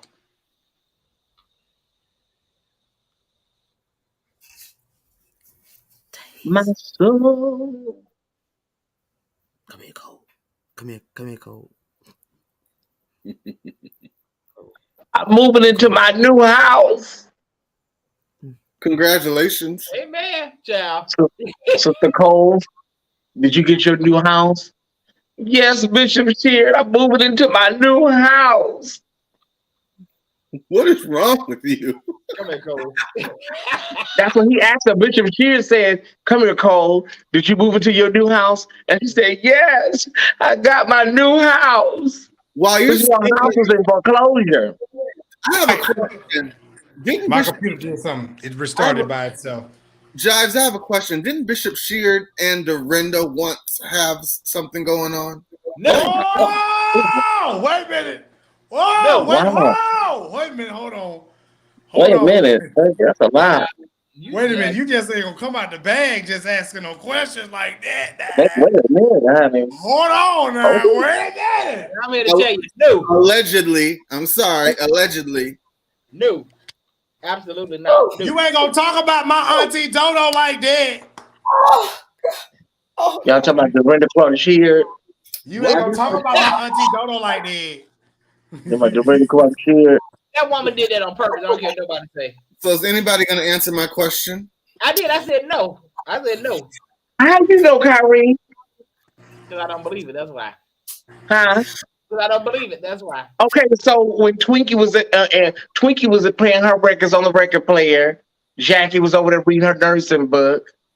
Karen was gone with with Mama Maddie. You don't think Dorinda, went through the back door? Yeah, she did with Greg. Oh, child, boy, you're good. So first of all, let me just say this because I know they're gonna blame me. They're gonna blame me. First of all, let me say this: that is old Kojic news, old Kojic tea. It's been already out here. Whatever.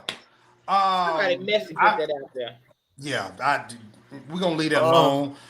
I can't even pull up my notes. But next, nobody blame Jive. That was all me. So if you get backlash, give me the backlash because I asked the question. Don't blame Jives. I can take it. That ain't how this They came after me and my brother for 4 weeks after we did the Dead Baby special. Honey, when I tell you, it was a big old mess. You know, my sister. What? Yeah. Jesus, please come back. Okay, and Kyrie didn't even come out inside and help us. He didn't even come outside to swing for us. Did you see that, Kyrie? Somebody said Kyrie is still getting that check from Karen. That's what it is. No, they was talking about Karen, and I just said I was on. I'm Team Karen. Everybody know I'm Team Karen. But they wasn't. No. I did defend you because I said they didn't say anything bad about my sister. They didn't say nothing bad. It was just dead baby, and nobody meant any harm by it, but they couldn't see past dead baby. Well, I told y'all it was the way you worded it. Because one of y'all said, "Well, maybe Denise was right." I said maybe what Denise said was right in what she was referencing, that she kept her kids and somebody lost theirs. Right. But when she referenced it, I said the same thing. I said, so you're insinuating that someone had an abortion. That's how I took what she said. Well, I'll say Denise kept all of her kids. I'll say it. Listen, how we know she kept them all? She had 7. That don't mean that she could have got rid of 3. We don't know. How much do they pay you, Kyrie? How much do they give you? How much do they pay you? I'm just saying. She got a bowling team. She could have had a basketball team. We don't know. We wasn't there. Denise heard them. The views expressed in this broadcast are those solely of the individual and not those. Thank you, Marquise. Thank you, Marquise. Thank you, Marquise. So what? Denise went down to Memphis a couple of times, and she'll do it again. If you would like to know if your father is who you think your father is, please call 1-800-MORE. Dear God, dear God, dear God in heaven. If you think Dorinda might be your mother. Oh God! Don't do that. Not at all. All right, y'all. Let me. And if you got a shot from Jackie, call her. Now when y'all get ready to blast, y'all go over there on Mondays with Marquise. Right. Y'all go they already cussing me out. I don't give a damn what they say about me no more. They already cussing me out and saying all the shit they wanted to say to me. I don't give a fuck. I'll say it again. Y'all ain't gonna do shit to me. What's that? I tell you, they ain't gonna come outside. They ain't gonna come outside. Yes, it is. I ain't scared of no damn white van. I done been seeing white vans all my life. Cole, step outside for a moment. Step outside for a moment. Call Sally, Jesse, Raphael. Where is Sally? We'll be right. You We'll can be right watch back. all the Sally shows on Pluto. They're all streaming. Are they? Yes.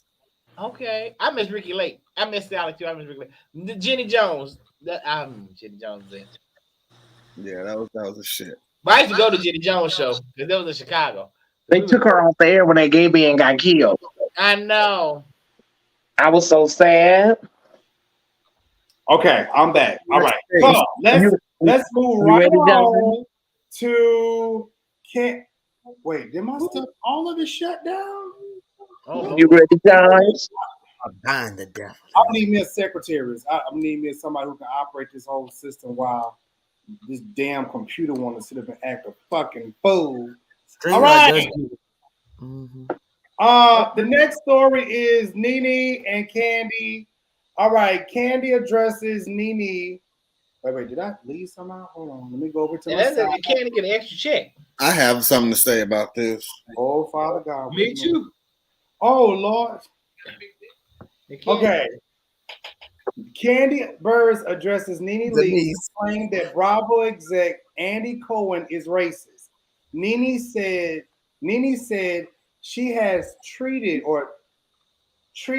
treated unfairly when she left Real Housewives of Atlanta in 2020. Burruss said that Leakes would tell everybody she was the highest paid on our show and explain you can't brag about being paid the most out of anybody and then you're not saying it right. I agree, KANDI. Hey, Denise. Because if you're the highest paid, you being treated right. No, that was her whole stick. I'm a rich bitch. No, but she wasn't being treated right. The only reason she was the highest paid was to shut her up because the show Watch What Happens Live was actually her idea. Sure was. And Andy Cohen stole it, just like they all steal from us. He stole it from her. And the reunions were her idea. Right. So to shut her up, that's when she started getting $1 million or whatever she got, $1 million, whatever. That was the only reason why she was the highest paid. So she was treated unfairly. Can I say NENE built the Real Housewives of Atlanta brand. She did that.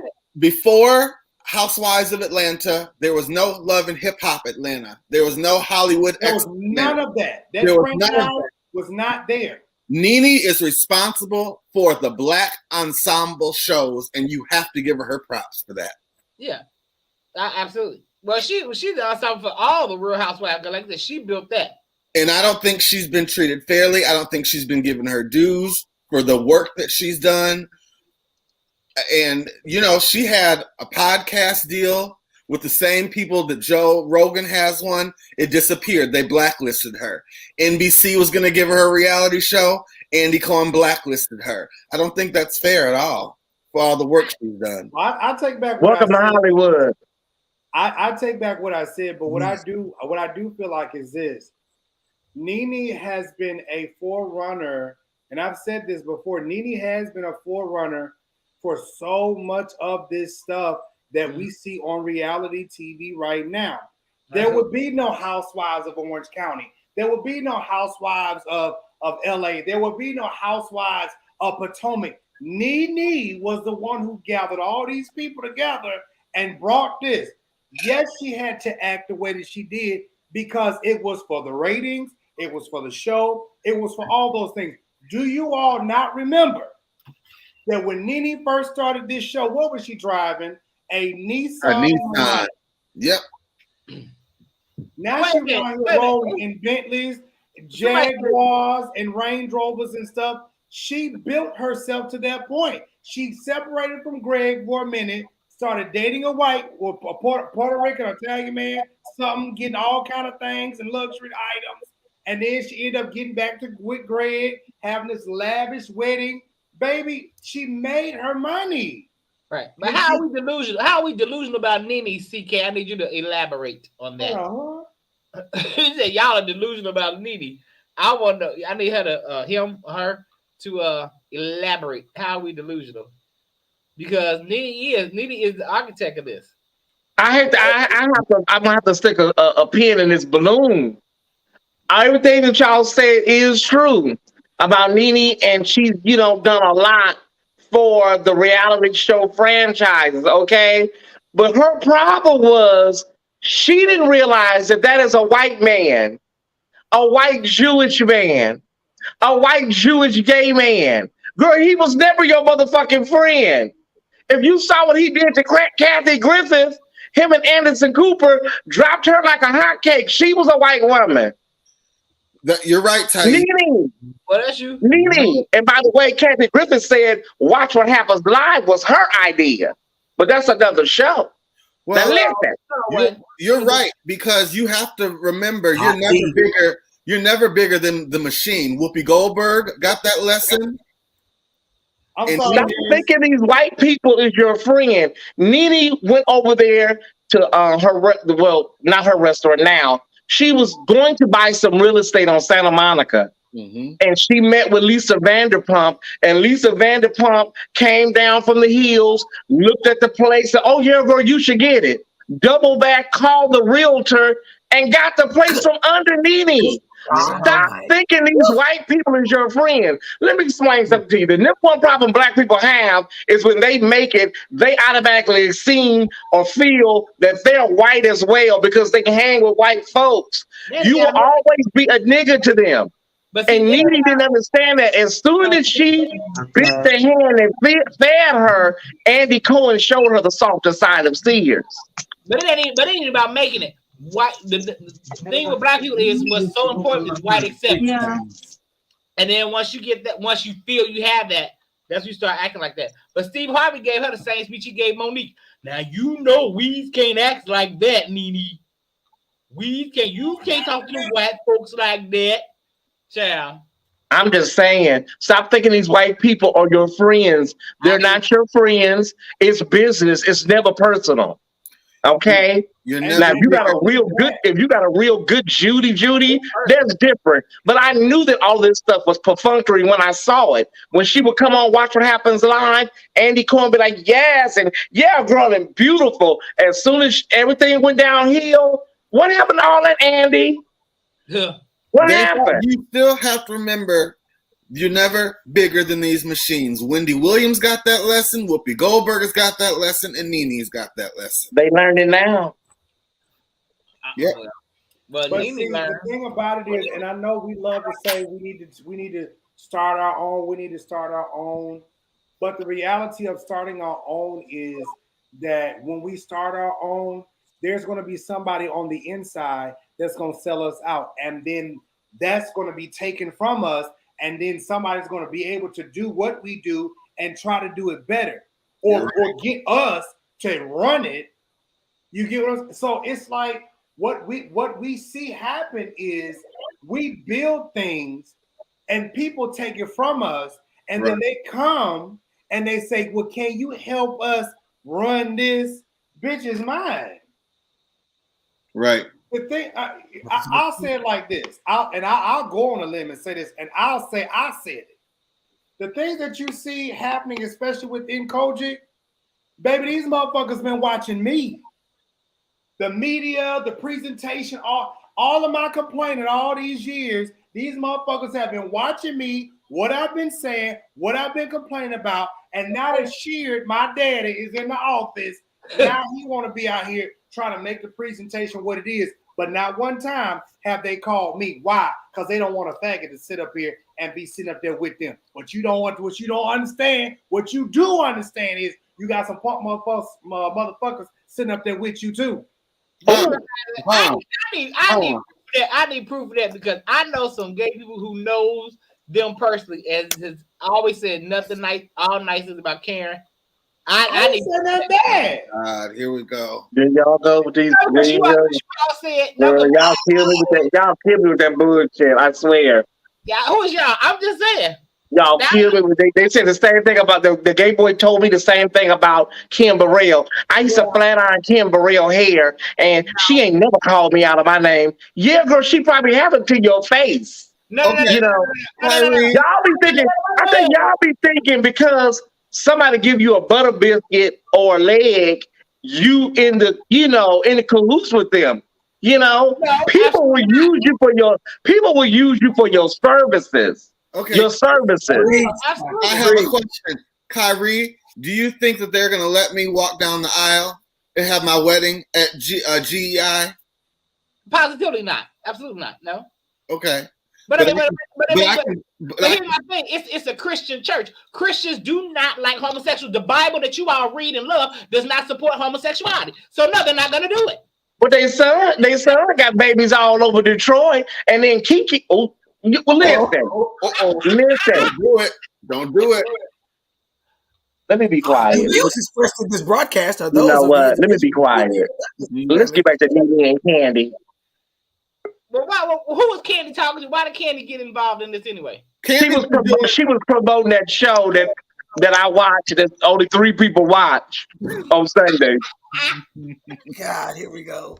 KANDI's been, and NENE is still running around here saying that Andy Cohen is a racist and he fired her because he's a racist. Mariah from Married to Medicine is saying the same thing. Well, Thais, NENE has changed her story just a little bit because she was on an interview and she said she wanted to talk to Andy Cohen and maybe be back on the show. Yeah, she said, I want to come back. She's changed her tune. Of course, okay, of course you do. Girl, you sold that house for a couple of million and you got a couple of, all them stores is closed. You got Greg's insurance policy, of course. You got a couple of things from that. But girl, that money is not gonna last forever. Of course you want to come back. I would want to come back too. Here's the thing what people need to understand about the gays, especially in the industry. What y'all see is, and Thais, Kyrie, Ashley, y'all all know this, we can be openly gay. Yeah. And there can be gays that work in the industry. Yeah. For the simple fact that we are open and true to ourselves, those children of God that work in the industry, baby, they undercover, they sucking dick behind church pews, in the offices and carrying on, but they ain't gonna never tell nobody. But they want to judge you because of this, that, and the third. And it's like, but they want to come to you and ask you your ideas. They want to come to you, can you help? Well, what do you think about this? Well, honey, baby, my ideas ain't free. Yeah. Like, you want me to help you? Okay, well, where the check at, knees? Because I'm not doing it for free. So because y'all make me sick. Y'all love to come to the people who got the creativity when your sorry ass don't. And then you want to use what I do to do what you do. Because these people do that even in social media. They can't do what you do, but they'll come to you to find out how you do what you do, just to duplicate that thing and do it over there on their stuff. But then keep going though, Jives, because then you got the people, you got the black people that have to drink the Kool-Aid and cash the white person's check because issue full circle, the black community doesn't support the black community, its own. So it's a full circle cycle and the snake is eating its tail. Because if black people won't support my business and a white man hand me a check, I need the money. I want the money. So I'm going to take the check. But if we were to support our own, we wouldn't put our business owners in a position to have to take the white man's check. That's good. So snake eats its tail and the cycle just continues and continues and continues and continues.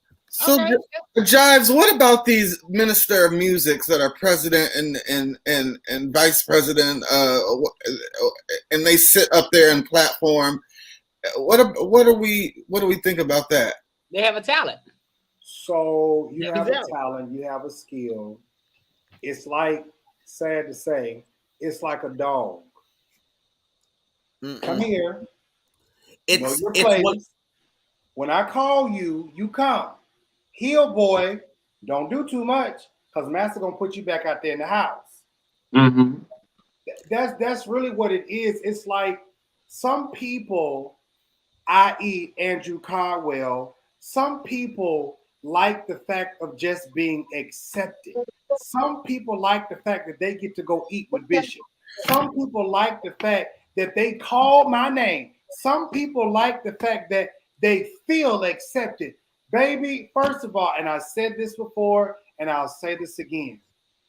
I will not serve nobody's God that can condemn me for living my truth, although I ain't no hoe, I ain't out here doing nothing.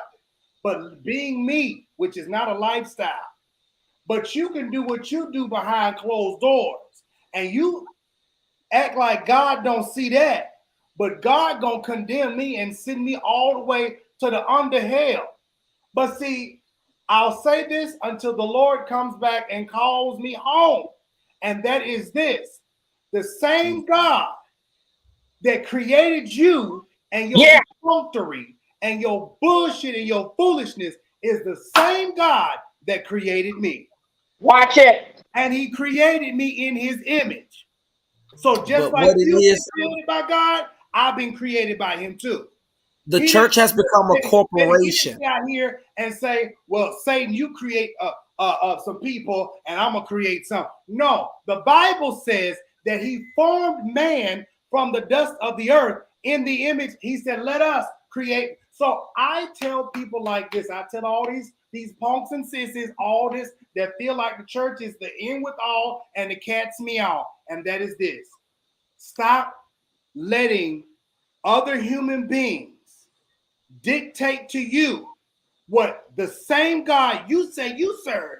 Stop allowing other human beings to tell you what the same God that they serve, you serve, is going to do to you. And God loved them more than he loved you. I don't serve a God like that. I refuse it, and I won't be a part of it. Walk heavy, guys. Right. I'm telling you. Because at the end of the day, it was convocation this week. At the end of the day, walk with him, Doc. At the end of the day, when I need God, he answers my prayers. And then they love to grab that script. Well, he reigned on the just as well as the unjust. Well, bitch, you surely is unjustly. And the Bible tells me with your self-righteous ass that even your righteousness is as filthy rags. So, bitch, you just might be on a slow ball to hell. I hate when people act like you better than this one, you better than that one. The Bible tells me that we all shall be judged. So while we're up here judging somebody based upon their sexuality, see, they love to talk about a lifestyle. They love to talk about a lifestyle. But bitch, gayness is not a lifestyle. That's a life. Because if it's a lifestyle, I can take it on and put it off. But see, I didn't ask for this. See, even the Bible says that some were born, some were made, some chose to be this way. I didn't choose to be this way. Yeah.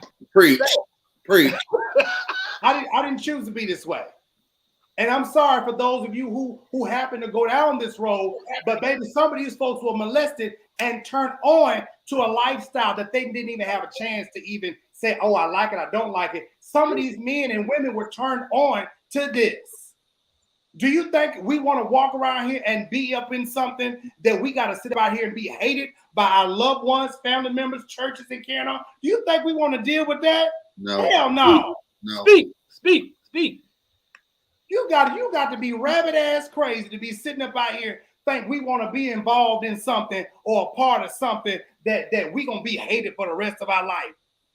Bitch, you lost your dumb ass mind. At the end of the day, I'm so glad that even all of us on here are strong enough people that we can stand on our own. Because at the end of the day, we had to walk through some hard things and some hard trials just to be able to say, you know what, I can make it. I'm gonna be all right. And I know that God loves me. In spite of what you think, you feel, what you say, what Bible scriptures you throw at me, I know God loves me. Because it's a whole bunch of gay men, gay women that are committing suicide every day because somebody up in the church said that God don't love them. But God love you more? Okay. That's true. Now you did that. Yeah, you preach. Yes, sir, brother. You did that. We can collect the offering after that.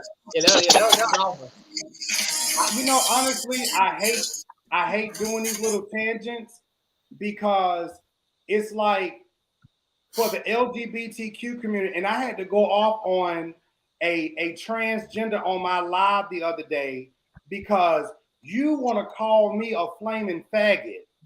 Ooh. And you trans? But you're trans.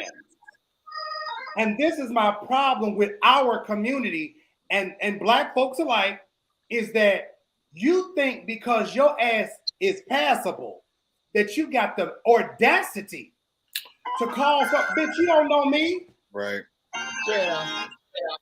And just because your ass is passable, don't think that somebody can't clock you, girl. And the day that you clock is the day that they gonna put you out and drag the shit out you. Yeah. Because it happens all the time. You got a bunch of girls out here who look like fish, talk like fish, walk like fish. Hi, mother. How are you? Oh, you look so beautiful. Oh, praise God. Oh, what are we doing today? Honey got it down pat. They're ladies of God.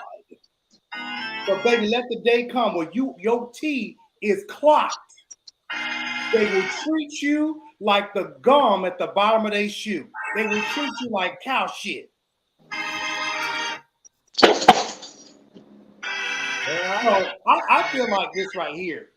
We do this stuff to ourselves, and the moment that one of us get killed, shot, hung, drugged, whatever, you want us to march. Bitch, I'm not marching. You better talk about it. I'm not motherfucking marching. Because when I was out here fucking defending, and I was telling y'all and telling people, stop doing this, stop doing that. God love us all. Bitch, you was out here calling me queen, punk, fag, sissy, all this thing like this. Now your ass got hung up in a motherfucking tree. And now you want somebody to sit up right here. Oh, let's stop the hate, bitch. I told you stop the hate 11,000 years ago. And there was some motherfuckers before me who was saying the same shit. You don't want no help. You don't want to be saved. You like the abuse. Just say it. You like it. You like to be treated like that. Just say you want to be accepted by folks who don't care about you. You just want to be on the in crowd. You'll take them lashings every now and then. You'll take them talk abouts every now and then. You'll take it because you don't value yourself and you want somebody to accept you because you don't accept yourself. Bitch, I sold that car a long time ago. I love me.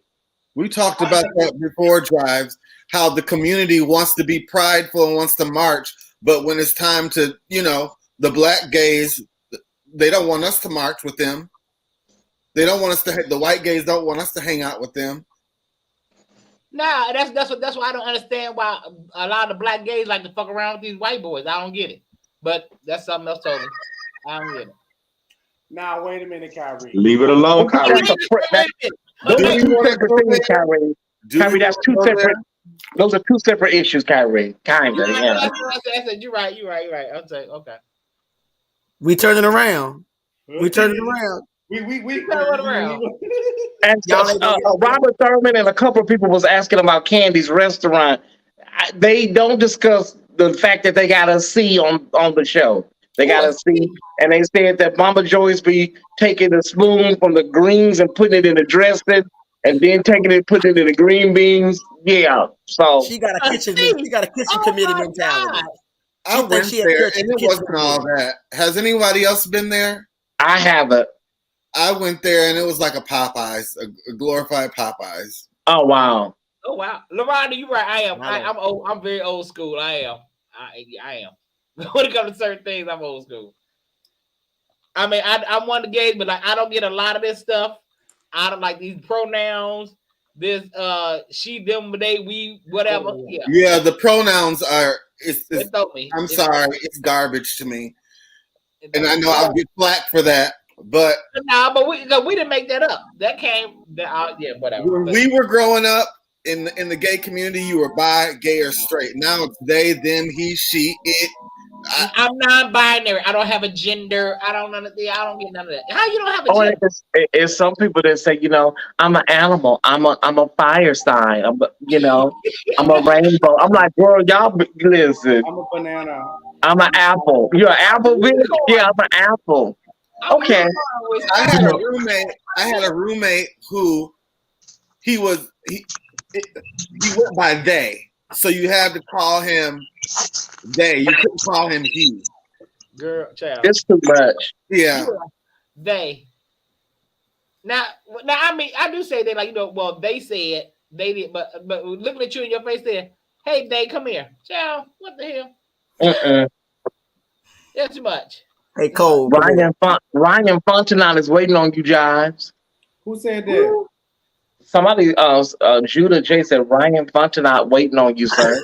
I'm gonna be the unpopular opinion right through here. Of course you are. What's your opinion? I think if somebody want to be called something, you call them what they want to be called. Oh no, I agree with that. I respect that.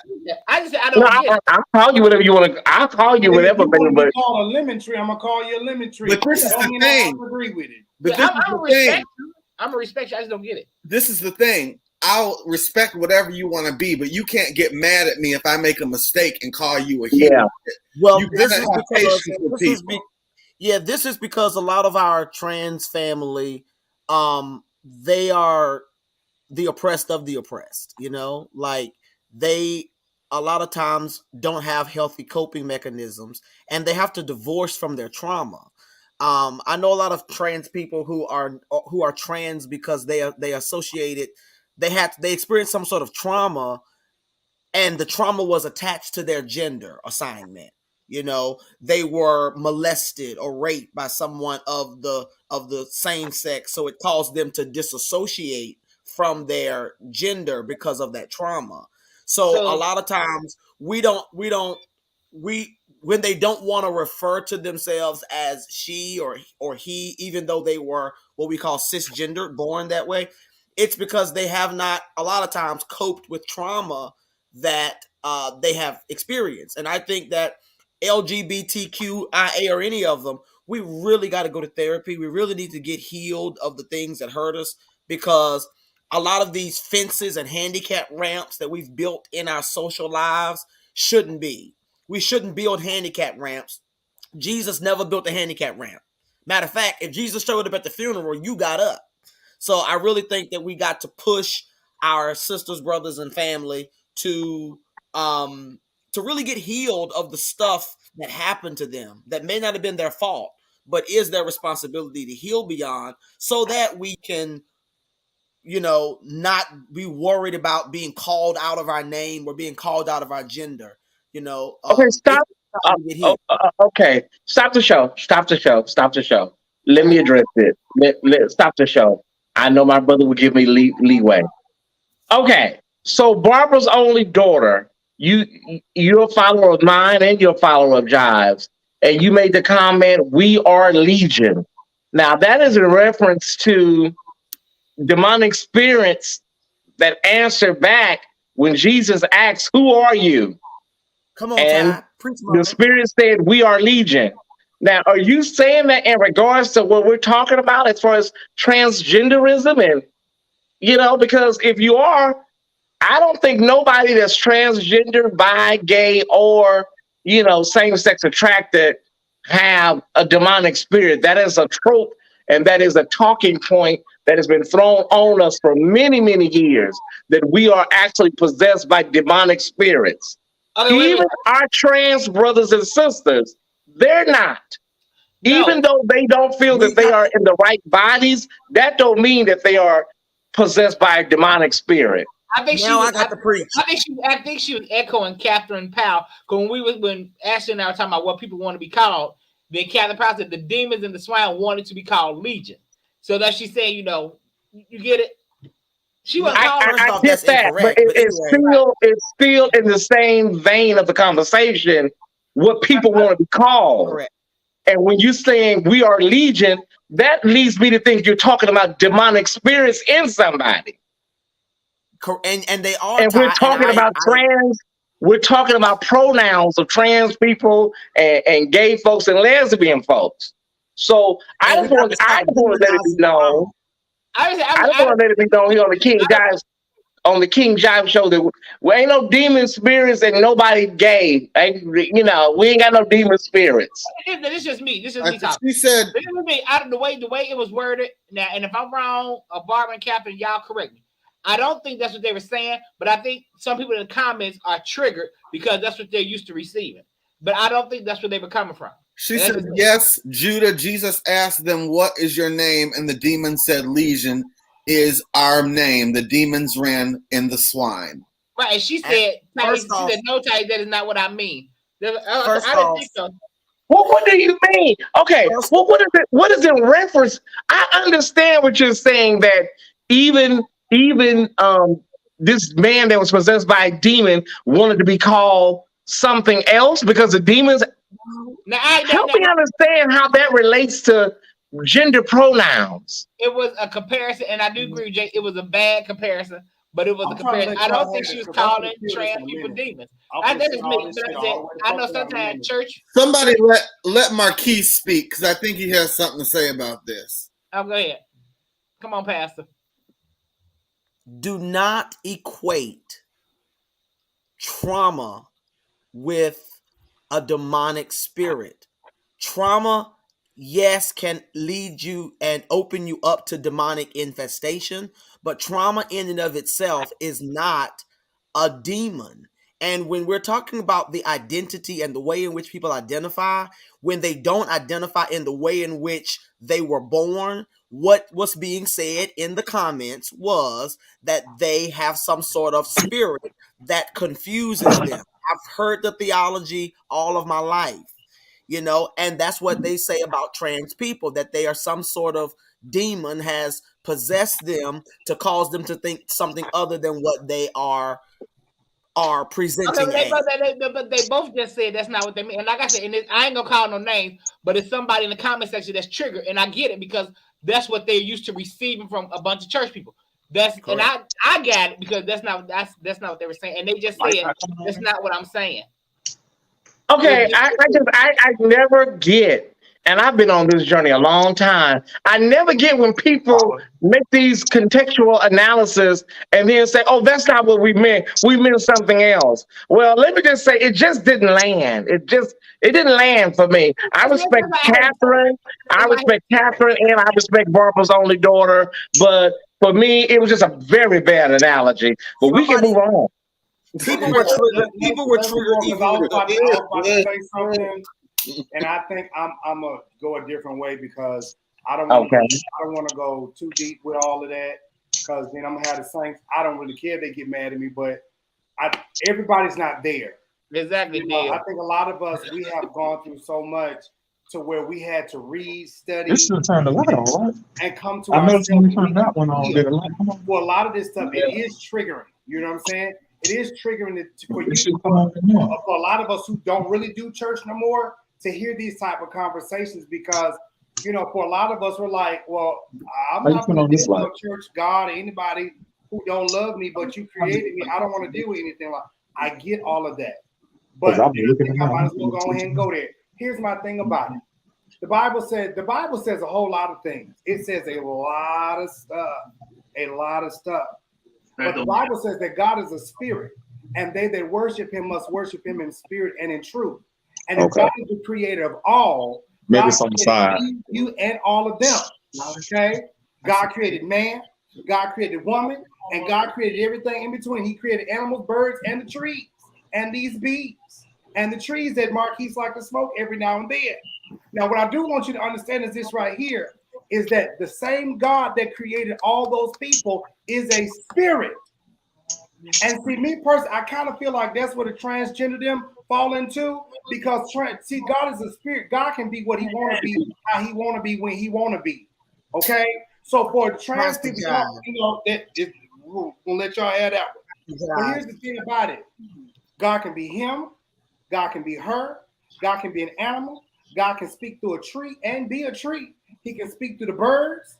He can speak through ants and all those things of that nature. God can be what he want to be. And if he formed me in his image and after his likeness, I am just a human being I am just a spiritual being having a humanistic experience. So for all these people that want to analyze who, what, where, when, and why, and all those things of that nature, miss me with all of that. You don't understand God. You are not God. You are creation, just like all the rest of us that's on this panel right here. You're creation.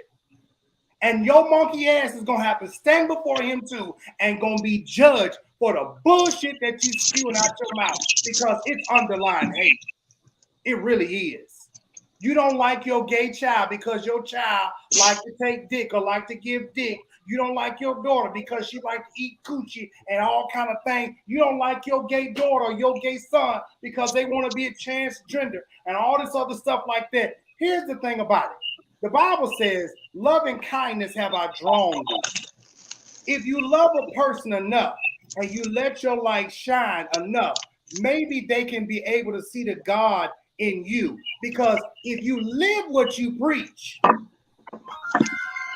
that's all that matters. If you live what you preach, your job as a Christian that's supposed to be Christ-like is to walk in the ways of Jesus. Because Jesus did what God did. Because Jesus hung out with the whores. Jesus hung out with the prostitutes, the liars, the stealers. He didn't judge none of these people. Thais is over it right now.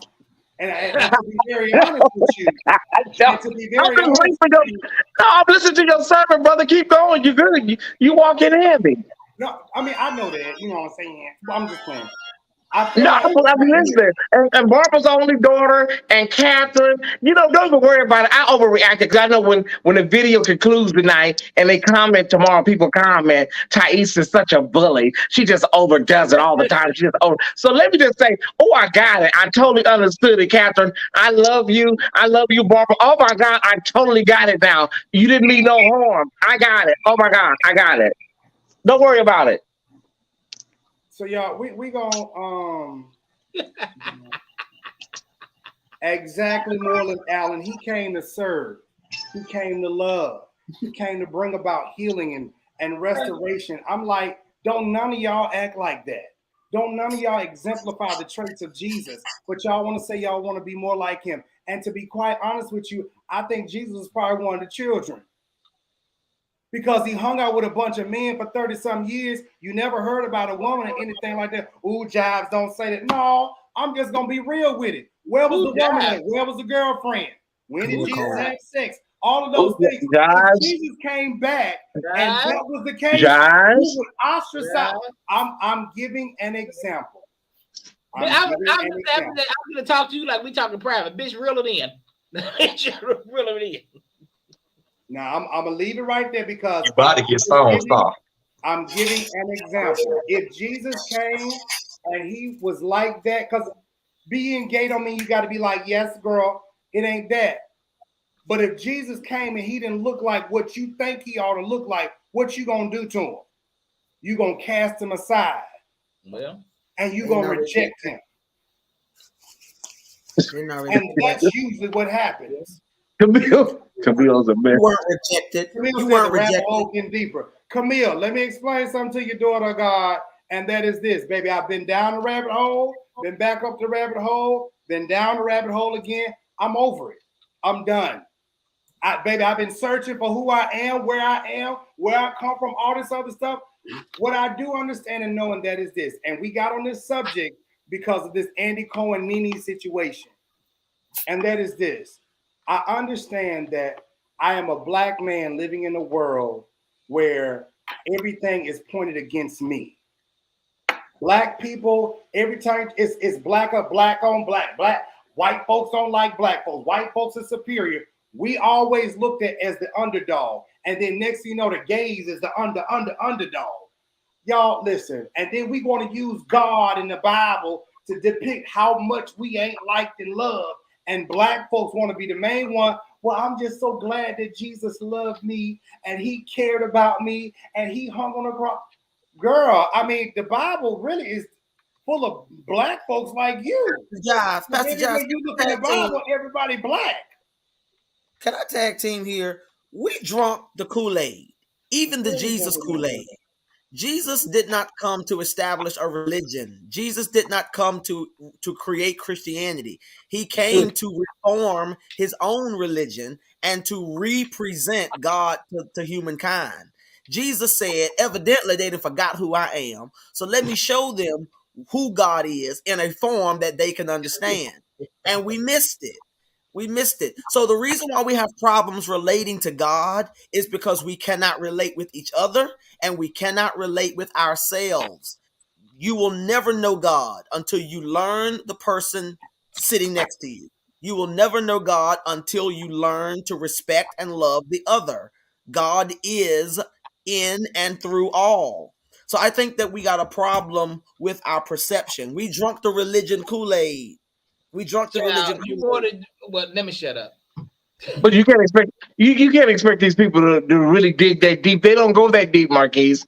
They But it's don't not know that deep. Jesus. They don't know that Jesus was a Jew. Jesus read the Torah. Okay, his mother name was not Mary Christ and Joseph Christ. You know, Thank so you. but you can't expect these people. They're not going that deep. They don't, all And they know we is missed everybody Jesus. going to hell. You're just going to We missed hell. him when he yes. We missed Jesus when he came. We missed him when he came, and we missed him when he left. We missed him when there was no room in the inn. You know, we missed him when we crucified him for simply telling us what we already believed anyway. We just wouldn't own up to. So we Yeah, missed it. The whole story of Christ is a story of being presented with God, and because God looks too much like me, I reject God. And we want to know why we're having in these problems. When you wonder why we have problems calling somebody what they want to be called. If we your didn't let mama named you James and you feel that your name is Jonisha, I respect. My God is not right, offended right, because and you that's want to be called Jonisha. My God right. is no less God. My relationship with God is not affected. And we got to let God be bigger than our purview. We got to take Right, God out of our own box. The last time that the people put God in a box, anytime someone touched the box, it killed them. God is never to be boxed in. You will yeah. never So be we need called to God. move on because people start dozing off, and we haven't took up an offering yet. You don't want to lose people before offering. Jesus. Let's get the offering You don't music. want to lose the saints before the offering plate. We just got to learn Okay, to do so better. somebody said there was some news about Roland Ray died. So somebody just came out. What? Roland Who? Ray is not dead. Roland Ray Roland is Ray. not dead. What? It was rumors. Rolling Ray? Let's look. I want to look on Instagram. What? Roland. They said I it's a don't lie. believe it. I wanna go to this. Okay. I wanna go to this story before we, because Not we're gonna Rolling Ray. lean on Sister Wendell. Not Rolling Ray. Somebody said it's on Twitter. Okay. All right, so let's go and touch on this really quick. I want to show this video, and we're gonna make some sense of this because this is gonna get a little touchy too. And I don't mind being on here 3 hours because this conversation has been actually really good. Let me go and get this video. There we go, right there. And while he's on that subject of Judy, Jamie Foxworth and all, don't think for a minute that we did not go in. We were together. I was personally very hurt by that. And when I mentioned it to the producers, I said, you guys need to tell me something that's not only creative, but also politically correct in order to straighten out this situation. Because there's no way in the world, a family, you gave me 3 kids. You took away my baby. If you had taken away my oldest child, we could have always come up with an excuse that she was we would have been happy. That she was in the mall or she was with her friends. You took away my baby. And when I asked you, why did you take away the baby girl? You said nobody would notice. I said, you know what? When we're walking down the street, nobody's going to notice you because they're not going to ask you. They're going to ask me, what happened to Judy? So for me, that's one of the other things that I'm not excited about going back into it, because if I do, the very first episode has to be that she comes down those stairs.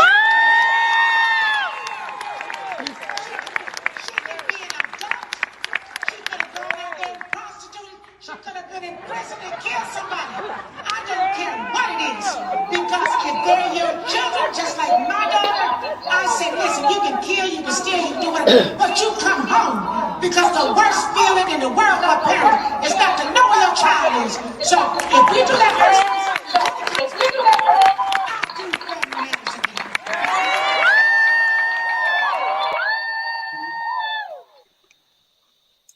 mean, Mother preached.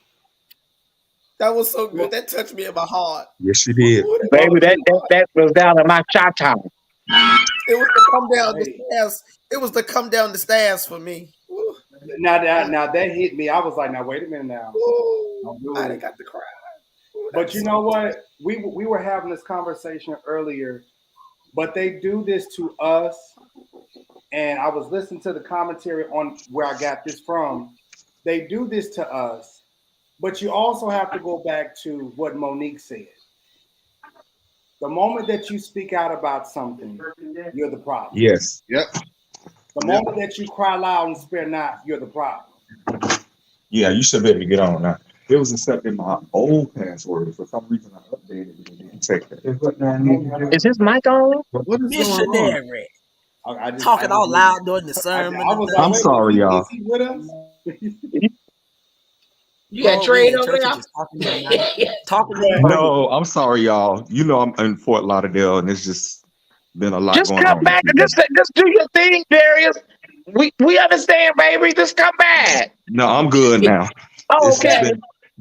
it's just been things going on, and Yeah. I had to deal with. You know, if we don't stand for something, we will fall for anything. That's what I get from Mama Winslow. Shit, that thing blessed me. Not only that, Marquise, but the thing is this. It's just like I said with the gays. You use us for our talent, you use us for our gifts, and all of those things of that nature. With Black actors and Black entrepreneurs and Black Hollywood, we're good enough to make you laugh. We're good enough to do that song and dance for you. We're good enough to tap and dance and all those things. But when we ask you to do what's right, you want to cut us off. You want to just cancel it.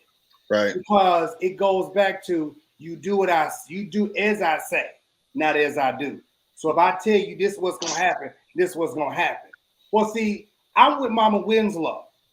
This ain't our story. Because if any one of our children go missing, we want to know what's up. And at the end of the day, you can't tell me what it is to be Black, and you can't tell me what it is to raise any of our kids. And you know, this is what we deal with, what we're dealing with here in Florida, the school board here in Florida. And that is this. You know, we got a second district down here, South Florida, and you know, that's the rich area. Well, that's part of it. The rich area, you know, the military, entrepreneurs, tech, all that stuff down there, whatever. That's the richer side of Tampa. Then you got District 5, who is the ghetto and all that kind of stuff like that. You got some white lady who want to go to District 2 and tell District 2 that they need to get out here and help District 5. I'm like, look, baby, look.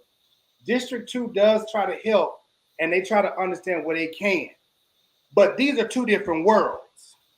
These two worlds don't want to mix. So you can't go from 5 to 2 trying to tell them what they should do and what they shouldn't do when they don't care to understand. Some of these people in Hollywood do not care to understand. They want the story so that they can make money and so they can go sit in their luxury homes and their houses and be done with it. They want to be able to And this also shows us the degradation in TV and entertainment and programming. Like Mama Winslow is representing a period in time where people like believed in, like actors and actresses believed in the industry. They believed in the roles they portrayed.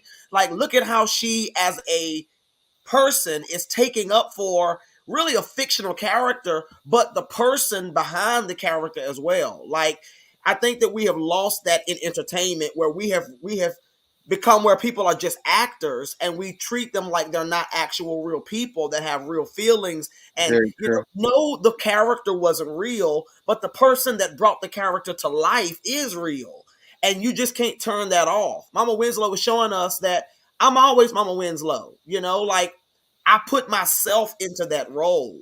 And I just don't think we will ever have actors from that generation, from that breed, you know, that carried such an integrity, even though they were in the Greek hypocrites, because actors in the Greek is the same word as hypocrite. To kind It's of so funny. go from Marquise, that is this. Judy was wrote off from the show. And we was talking about this earlier. Judy was wrote off from the show. She didn't have, well, and then she started, because I want to put words in nobody's mouth. She started doing porn. Later on. Mm-hmm. What people need to realize, and that is this. When you take from people what it is that they make money and they have no other options, and so this is what they choose to do, and then now because this was something that they had to do to make money, you want to say, well, we don't deal with them because they did this, and this is not what the show represented. You're part of the problem. First of all, you took something from them. They're not able to be what they normally was because you took something from them. And instead of putting them back in their place, you want to ostracize them because of something that happened. Instead of making it a learning situation or a learning post, like Mama Winslow said, baby, I don't care, baby, you was a prostitute, a hoe, streetwalker, whatever you was, selling crack, selling pussy, I don't care. What was you out there doing? You were mine. You were my child. You're mine. And the learning point would be, no matter what you do in life, you're still my child. Isn't that the name of the show? Family Matters. Yep. How can we call this show Family Matters when the very thing that should matter, you don't even want to represent it? So then we keep showing Black broken families, and you keep writing scenarios where we want to ostracize this one and we want to ostracize this one, but we want to say we love all of these right here. But if that's the case, then family does not matter. Make it clear. Family does not matter. Well, Hollywood has always deconstructed the Black family. No matter what, they'll kill the father off, kill off. Like they took this little girl, made her go upstairs. We never heard from her again. That's just how Hollywood is. So the family does not matter. And to ride off what Kyrie said, Hollywood is Hollywood. Like you can't. You have a job one day, next day you don't. You got it. It's the grind of it. You can't. It's just what it is. You know what? And to speak to that, and I don't want to be the one that's just really doing all this. As Thais would say, there's all this heavy lifting tonight. That is this. You can preach total convocation. Anytime you are a person that's trying to be an advocate for what should be right, people will always send their goons or so-called goons to try to put dirt over you to make you be quiet and hush, and everything like that. It happens all the time, especially in social media. If you're an advocate and you're getting attention, well, somebody else don't like the fact that you're getting that attention. They want to try to get your attention and shut you up. It happens all the time. Can I share? Okay, go ahead. Go ahead. I was going to talk about Judy, but go ahead, Ashley. I'll finish when you finish. I just want to say that it's happened to me in the industry. I was directing and choreographing a lot of shows back to back to back. I was hot, and they didn't like it. People didn't like it, and someone constructed a story that I was having relations with a cast member, a child. He was 16, and they blacklisted me over that, and I didn't work for like 6-7 years because of that, and it's happened, so I know. Yeah. People don't like it. They would find something, and just this, even though it didn't happen, but just them saying that tainted my brand, and I had to work hard to get it back. Well, let me say this. This particular situation, y'all, it is so multi-layered. It could be a single standalone topic or show. I'm going to do my best to revisit this on my own platform in the next day or so, because this is some heavy stuff, because you're dealing with so many different things, y'all. You're dealing with the expendability of black women in Hollywood, misogyny, slut shaming, sex shaming. It's so multi-layered, y'all. It goes on and on and on. And also the narratives that Hollywood put out about black people. And if your child can go upstairs and the producer tell you nobody's going to care, nobody's going to ask, that's how they feel in real life. That's how they feel in general. If your child can go upstairs and never come downstairs, that's also talking to black missing girls, black missing women as well. Nobody gives a damn. You know, we look at shows like Friends, right? Where they didn't have no black people on that show until Aisha, whatever her name is, she came on there, but they had no black people in New York City on that show. And just recently they asked the producer about that, and he said he don't feel no kind of way about not having black people in New York City on Friends. One black character came on that show in damn near 20 years.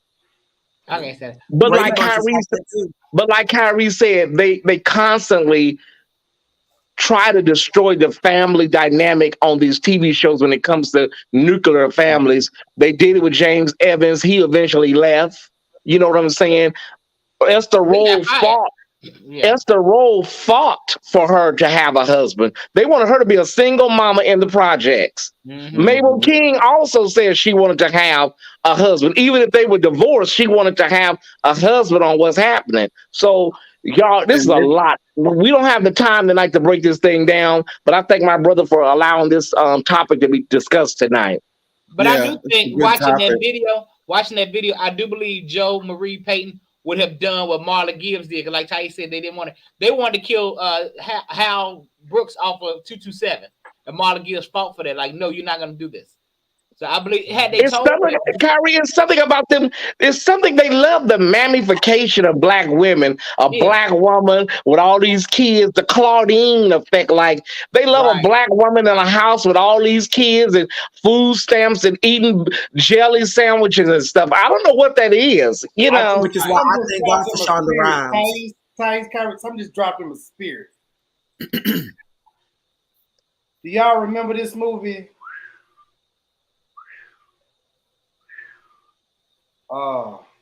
Imitation of Life. Yeah. Yeah. That's the prime example of how they like to do us. They want to whitewash us out, take our children, raise our kids to be like them. And meanwhile, you see the mama trying to raise the daughter and I love you, baby. And then the baby all the while is sitting out here trying to, she don't like mama and carrying on. Let me tell you something, and I'm going to give you my story. And that this is true. I was raised up around everybody. I really didn't know anything about racism like that. I didn't know shit. I was raised in the South, in Arkansas, okay? Memphis. Round over there by Thais, over there Nappy Bush. Yeah. Mississippi, okay? And I knew nothing about none of this. I was in kindergarten in Sykeston, Missouri. When we left and went to Minnesota, I still didn't know anything about racism. My mama had a good job. Everybody, I was one of them kids. I didn't know anything about that until one day I watched Roots. It fucked me up. I went to school the next day. My teacher started talking crazy to me. I put my foot on the desk and I told that white woman, I said, it's because of y'all white folks that we are like we are. You're not going to talk to me like this. Baby, I went home, got my ass whooped. I came back to school the next day and I told my teacher, I said, do you see? You calling my mama calls me to get whipped. You know what that white woman did for me? She called CPS on me. She was going to have my mama, me taken from my mama. My mama said to me, and the principal was black. And she told my mom, she said, I'm only doing this because I have to. Because it's been reported. Here it is, you take a child who's never known racism. You take a child who never knew anything about that, and they watch Roots. Somebody said to me, well, Mario, why were you watching Roots at that young age? Just like your fuck ass children be watching your nasty ass porn and you don't know nothing about it. Oh, I watched Roots when I was a kid. Children think, and we don't know why they do it. So I watch Roots, and it fucked me up. Yeah, that lady, because you have to understand, it's not just white people, it's black folks too.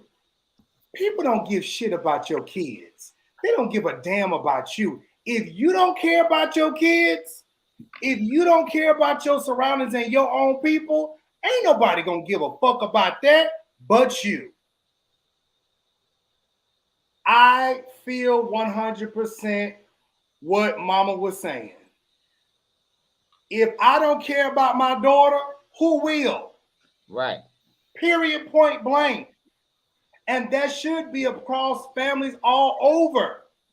But black people, we got a little bit something more we got to add to that. We got history with it. If we look at our families, all of our families, for the most part, baby, we just fucked up. They get mad because now you got gay parents. Shit, you really ain't got no motherfucking straight parents because the straight ones want to hold around, want to fuck on the children and carry on. So then you find some gay parents who want to take on the kids and love on them, carry on. They don't want that shit. And listen, honey, it's a bunch of mental carrying on. Next story is the block is hot. Next story is Wendy Wendell. This is like a memorial picture. Oh yeah, I'm in a better place. I'm so dead. Oh God, Wendy, is you with us? Out of respect for the family, keep your remarks to 2 minutes, please. Y'all, we shouldn't be laughing at that. Oh my God. Who dead? What happened? Who dead? Oh my God. Ain't nobody dead, Kyrie. Oh. Why did it have to be her? If anybody so asks you, addresses her ongoing health issues, legal battles. I'm going to be back calling into Good Morning America on Thursday. Wendy Williams opens up about her reported health issues, her financial battle, and the end of the Wendy Williams show. is Wendy delusional? She talking about she's coming back. The show's Wendy, girl, are you okay? Moment of silence. Moment of silence. I think Wendy has more up her sleeve than we know about. That's what I was thinking, Ashley. I was like, okay, do Wendy know something we don't know, or is Mama over there like senile? Wendy has some deals on the table, I believe. Some big deals. I'm sure she does. So Mama's gonna come back and slay everybody, including Cherry Shepherd. It's rumored that she wants to get the slot that Nick Cannon had since his show's been canceled. Ooh, this is Hollywood. It should have with been. with an entire new staff.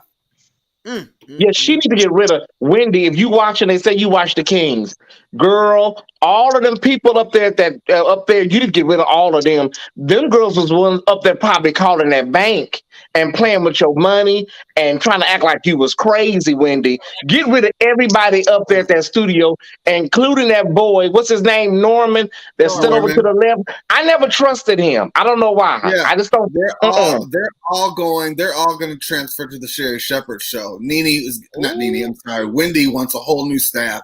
It's also said she has a podcast deal worth millions. Wait a minute. So they're just gonna take Wendy's name out and put Sherry's name out, and that's the new show? Yes. Well, yeah, that happened because that happened with Joan Rivers and Arsenio Hall back in the day. Oh, wow. It also happened with Rosie O'Donnell, remember? Mm-hmm. Well, who took over for Oprah? Nobody. Oprah was always Oprah. Yeah, right. Nobody. Oprah had a show called AM Chicago. Yeah. And that AM Chicago then turned into the Oprah Winfrey show. Mm-hmm. And ain't nobody taking the place of that. No. But what I was mentioning about Shonda Rhimes was that I appreciate how we have Black women who are taking the charge of representing not just Black women, but Blackness in television in a way that is, very dramatic and entertaining, but also true to a different narrative from what we have been exposed she's to.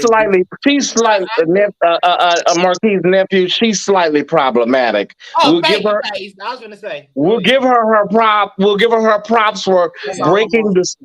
We'll give her props, nephew, for breaking the glass ceilings. You know, but all of her characters, all of the black women are with white men. It's like it's like she's scared to have a black on black storyline. And that's okay. You know, we're on our way. We ain't all the way free yet, but we're our hands are free, but our feet still. I like bound. her. It's okay. We're moving in the right direction at least. She ain't scared. She a good writer, but she don't like black men. It's something about black men. I think she has a problem with black men. And Kerry Washington. Is it Kerry that or Washington? Is it that? What'd you say, Ashley? There's nothing wrong with that. Well, no, okay, Ashley. There's nothing wrong with what? There's nothing wrong with interracial dating relationships. white men or being married to white men. Okay, listen. Okay, wait a minute, baby. Hold on. Let me say this. Oh shit. Let me say this. I don't have a problem with interracial dating. I actually wrote a paper on, loving versus the state of Virginia in college. Okay, I have no problem with interracial dating.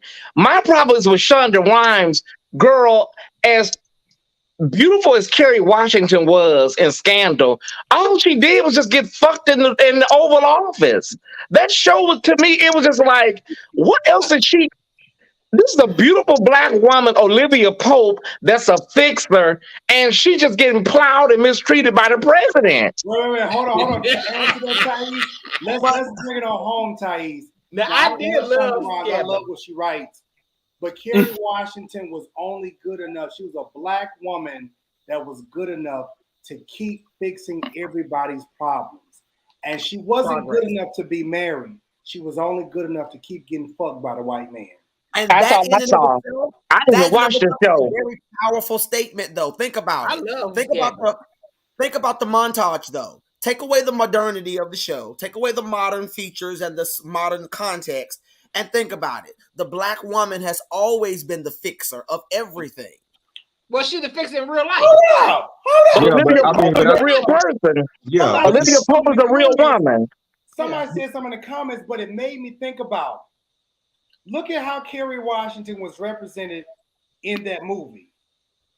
Look how she was represented in the Django. She was taken from her husband and thrown in a room so she can get fucked and raped by a whole bunch of white men. Kerry Washington had more dick. She done had more dick than Jussie at Steamworks. She ain't dead like that, but now hold on. Now Kerry still got walls. That happened. But it's one thing to show the reality of what happened in the black story, the black narrative. That's one thing. It's not just, but it's just not Shonda Rhimes. It's Hollywood, period. Now, interracial dating, I ain't got no problem with it. It just ain't for me. But Kyrie, you do. Kyrie, don't say it. Kyrie, Kyrie, you got to stop lying, Kyrie. Same way with How to Get Away with Murder. Absolutely. But I'm just saying, every show, every commercial, there's a black and white coat. Like this Domino's commercial. You got a black man, fine black man. This white woman, her white daughter, and his black child, and then they got a mixed child. What is the black love? We cannot get no solid black. And then she does. And then black together. And that's why I hate. And then she does. Leaving. And then she does Bridgerton. Shonda Rhimes does Bridgerton. And then it's a lot of white people, but it's a black man plowing all of them. I'm like, I give up. The Duke, baby. Free our black men. Free our black men. I never watched it. I love it. Not because I just like it. I mean, it's a lot that I like about it. I like it. Black men are not our fruck machines. That's not what we are. We need to be. I just want to see a black family. A black family. Like I said, I'm agreeing with you. I'm agreeing with you. I wish Blackish. Can we get another black family on TV on somebody's Blackish show? Blackish doesn't speak to me. It speaks to the larger community, but it doesn't speak to the everyday. It's a positive black family. I like Blackish. Absolutely. Don't take nothing from Blackish, Or what about the Fresh Prince of Bel-Air reboot? That's a black family. I love it. I love it. But that is the best show. Problem. What happened? What's the problem? I ain't watched it yet. I just read an article. I just read an article on it. Representation sometimes is not enough. They have took that family and they have turned that family into the exact opposite of what the original family was, but in all the wrong ways. All the wrong ways. Uncle Phil was a successful lawyer. This Uncle Phil is out here pandering and kissing ass and doing, Unveil was a powerful woman. This Unveil, she ain't got no voice. She can't speak up to her husband. The little girl, we don't know whether she's a lesbian or whether she just want to lick some cat. We don't know what's going on. And then the son, Carlton, he was so smart and studious. This Carlton doing cocaine, taking bumps. I thought that was Adderall. I thought that was Adderall. This Is Us, they're leaving too. This Is Us is going, so we won't see Randall and his wife. All I know is that sometimes they can take a reboot and they can really get out of control. That's all I know. Didn't they say that was Adderall on the show? I don't know if it was Adderall or Coke or meth, but I know Carlton would never do that on the real Fresh Prince of Bel-Air. Right, the time he tried drugs, he stopped. The one time Carlton tried drugs, he ended up. Don't get me wrong, I love the show. I watched last night. I watched, religiously, but it is a different. It's very different. It's like a dynasty meets, I don't know, but it's more of a soap opera. Chris. Yeah. But look now, y'all see the new Dynasty? Oh yeah, I watched a couple episodes, but it doesn't do it. It's not the original. I don't think you can. No, it's not. I can't do it. Sorry. I didn't watch the original. I mean, I refuse. You didn't like the original Dynasty? I didn't watch it. Oh, I watched I can't. I watched Dynasty. I can't watch that new Dynasty. I can't do it. I refuse. What's wrong with it? It's disrespectful to Diane Carroll. I can't do it. I feel like I'm disrespecting my queen. Yeah, Diane, and what was the other one? Alexis Collins. Them two right there, baby. And Crystal old whack ass. Empire was problematic. Empire was problematic. As if black success can't be just legit success. It's got to be. But family But see, y'all, that's from the mind of Lee Daniels, and all of his movies are very problematic. From Monsters Ball, Shadow Boxer, Precious, they're all just problematic. And you know what? Lee Daniels is a good segue. That is what I think. I'm gonna say this: shit represents the end of a cycle. Food goes in food, and it comes out shit. I do think that in our entertainment industry, it has become the outhouse for culture. It's the dumping ground for our culture. What we do not like about ourselves, we portray it on TV, and we use it to entertain ourselves, and then we file 13 it. So I realize, I hope that a positive moment is that we're seeing this, what looks like a downgrade in blackness on TV. Hopefully it is us just simply releasing that toxicity out of our system so that we can create something more beautiful. Can we just, hope for the best? You have to write that down for me, Marquise. Was it good? That was a good word, bro. I need a little more time to understand it. Just write it down for me. It was a good word. Yeah. Beautifully spoken. Saints, Aints, and Friends, we have been on here about 3 hours almost. Jesus. If you have enjoyed the show tonight, I'm gonna let my brother pick this up. I'm gonna come through and just make low life Italians in a minute. If you have enjoyed the show, please go ahead and hit that Cash App, Venmo, Zelle, whatever one y'all do. Go ahead and do that. Yeah. I'm gonna tell y'all this, and I do mean this. Yeah. I feel like shows like this, The Kings, we have real conversation. We make you laugh. Sometimes we make you cry. Sometimes we have moments.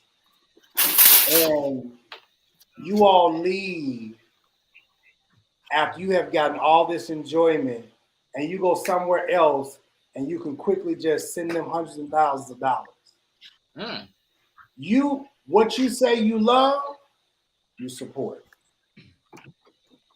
Now, here's the thing about it, daughters and women of God all out there in the We need him. This is a real pastoral. Baby, we're going to be all right. The king's going to always be all right.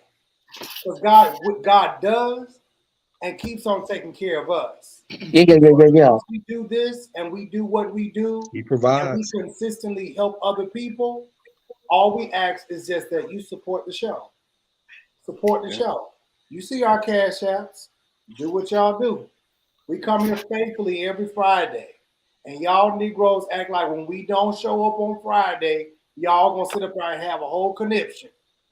Now stop your mess. Thank you, Damon. Wait a minute. I want to address Vegas' comment. Vegas said, will anyone watch a positive, uplifting, non-toxic black family on TV? Which I will. He said, but then they'll have something to say about that. Where'd it go? Let me tell y'all, honey. Let me tell all of y'all the hotel. People say it's unrealistic, and that's true because I've heard people say that about Cosby. The Cosby Show, it was unrealistic. People say that about Good Times, it's unrealistic. No, both were realistic in my opinion. But they just weren't popular because they weren't. One was a little far fetched. The Cosby Show was a little far fetched in '85. Kyrie, you would admit, right? And the height of the crack epidemic, okay, and the height of the AIDS epidemic, you know what I'm saying? We could have had something a little more balanced other than Claire and Heathcliff, you know.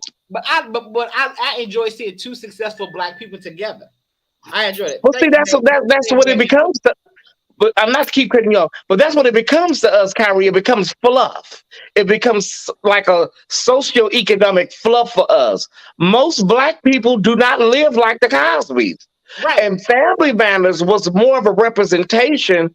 227 was more of a representation to the average black family. But those shows, the only reason Family Matters, it was realistic, but it wasn't realistic by them saying they lived on the west side. That is not the west side of Chicago that they show. That is not the west side of Chicago. Too. Over the credits. You say what? Different World was good. They said A Different World was really good. No. Okay, y'all. Let me do this. Let me try to land this plane real quick. Let me explain to y'all, especially y'all down there in the comments. Every black family is different. Some black kids are not bad, and you ain't got to whoop them children. We are not a monolith. Thank you. We are not a monolith. Every black family is not dealing with sexual abuse and all that stuff. Some families just are fine. They work, their kids go to school. That is what it is. You know what I'm saying? Sometimes you got to, holler at them every now and then, but that's it. But then what we see, a lot of times, what we deal with in our surroundings is what we expect to see. And for a lot of us, we expect to see ghetto because that's what our surrounding is. That's what our church says are. Ghetto is fuss. You want to see labels, Gucci, Fendi, Prada, folks that got all this stuff going on and barely can rob Peter to pay Paul. I don't want, baby. That's not everybody's reality. Thank you. If it's Brother Jives, we were just talking about this privately about a week ago in regards to the school board interview you did. If it's too real, they had a show called South Central, and it was really, really good, and it was real, and it depicted the socioeconomic problems, education, poverty, and all of that, and they yanked it off the air. Also, there was a show called Queen of Angels about this hospital. It showed you the real disparities in healthcare. They snatched it off the air. They said nobody was watching. And I just don't believe that people didn't watch those shows. I don't believe it. That's a lie, yeah. Remember, does anybody remember Rock? But we'll watch The Wire. I love Rock. Yeah. Rock was another show. Well, Rock lasted about 5 seasons. It was good. It lasted about 5 seasons. Rock was a good show. And you can watch it on Amazon Prime, by the way, y'all. Amazon Prime. Yeah. Thank you, Damien. Yeah. Right, Nikki. Right, and the Martian. Thank you, Latrice and Damien, for the cash apps. Thank you, Nikki. I agree with that. But we don't have to. We listen. It's not a monolith. We ain't all living in a project. We don't have to live like Walona in Florida. You know, we not.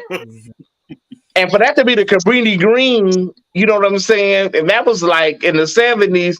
Walona had a nice apartment. She had a lot of clothes and stuff. I don't know what Walona was doing on the side. I don't know whether Walona was selling her food stamps or what. But listen, Walona had some nice clothes, nice wigs and everything. You know what I'm saying? Walona had some men. And had some hot And who's trade, to say- kabuki trade. And who's to say that the most accurate or relevant picture in entertainment of the black family or blackness has to come from Hollywood?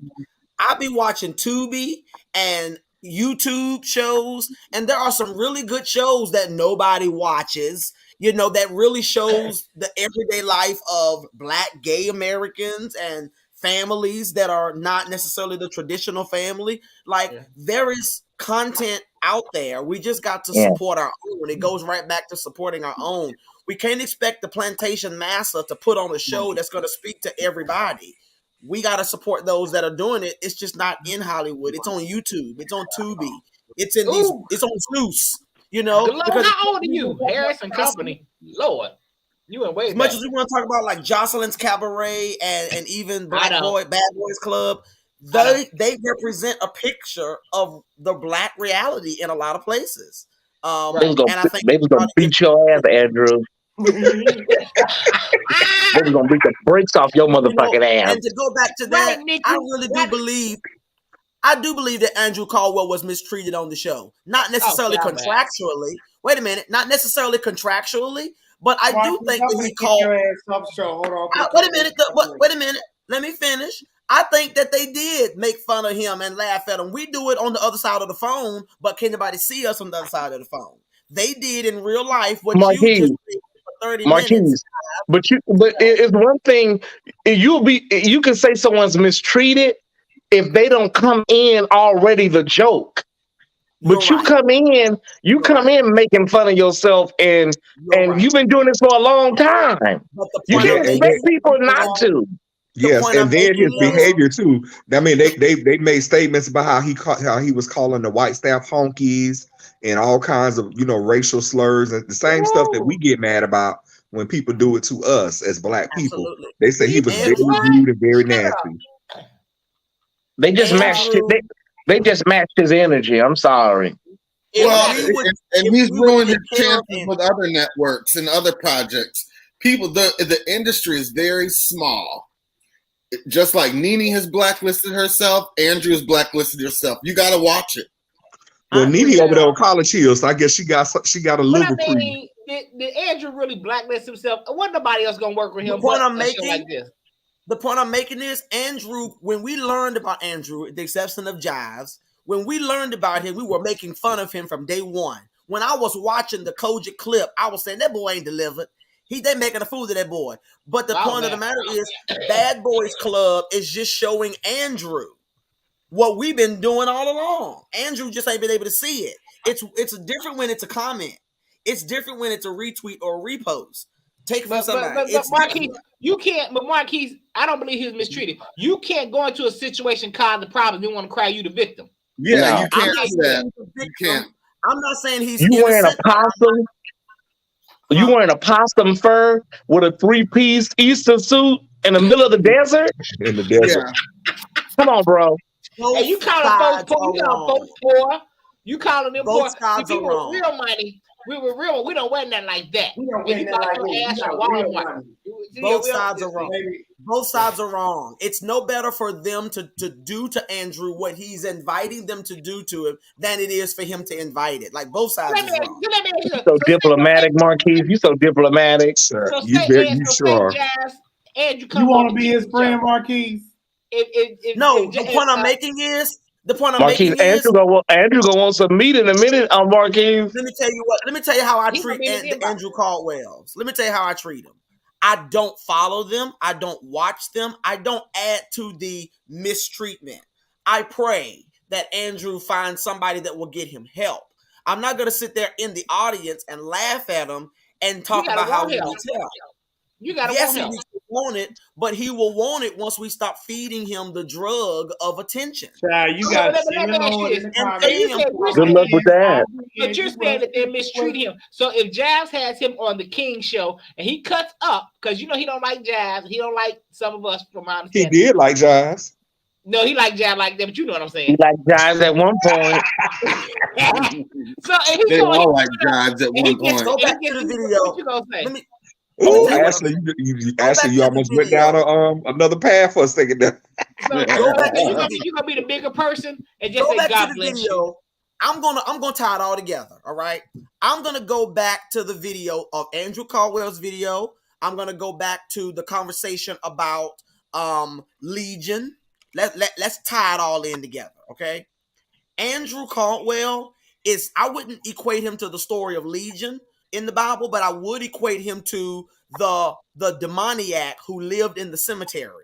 And the father went to Jesus to say, will you please help my son because he is demonically possessed and he tears himself and help me out, hear me out. Yeah, I'm not saying that Andrew Caldwell That is little girl demon said, "Fuck me, fuck me." I'm not saying that Andrew Caldwell is demon possessed. What I'm saying is the boy in the Bible. What I'm saying is the boy in the Bible was not demon possessed. He had a mental disorder. And the boy's mental disorder caused him to live in the tombs. I feel like Andrew Caldwell is that person. He is forced to live in a cemetery of past experience of where everything is dead around him. And he's doing what he can do to get attention. The boy needs help. He doesn't need a check. I don't think it's that deep. I don't think it's that deep, Apostle. It ain't that. It's not that deep. It's one thing, Marquise, when that little girl was telling the priest, "Your mother sucks cocks in hell," and Andrew Caldwell. Them two different things. But think about it, though. Think about it. Them two different things, Marquise. Andrew Caldwell. I can't help him. I'm not a psychiatrist. Another damn cake. You understand me? I'm not a psychiatrist. I'm not a psychiatrist, and I'm not a psychiatrist. Fuck me. I can't help Andrew Caldwell, but I'm not gonna laugh at him either. John, can't nobody help me. But that's his whole claim to fame, the fact that people laugh at him. Marquise Andrew knows what he's doing.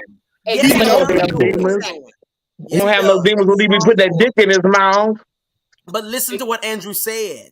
Maybe the pastor in me just heard Andrew crying out, because the story goes on to say about the man that lived in the tombs that every now and again the spirit will relieve him and let him be normal. And I heard Andrew at one point say, y'all did hear how they were talking to me, how they were talking about me, and he started crying.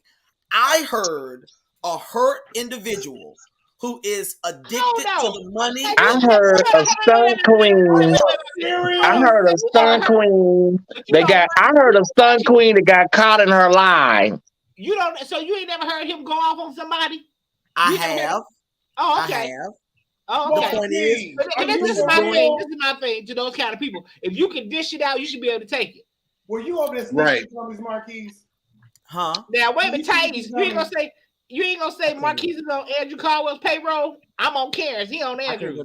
No, but if Marquise keep talking like that, advocating for Andrew, Andrew's gonna want Marquise to come to St. Louis. I'm advocating for the help that Andrew needs. And Jussie gonna beat Andrew ass. Andrew gonna want to give a little some little extra on the side. What you talking about?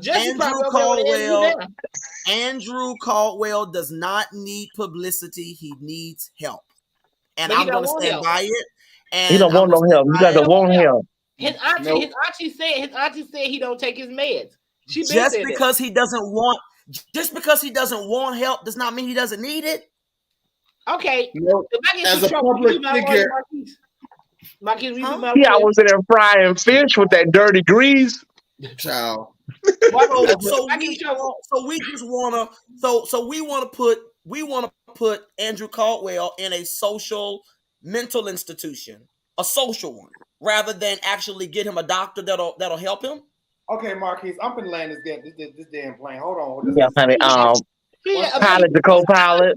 Honey, We're hold gonna be on. landing in Nashville in 10 minutes. Tell you sit right here beside me. First of all, let me help you out with Sister Andrew Blobfish Caldwell, and that is this. Wow.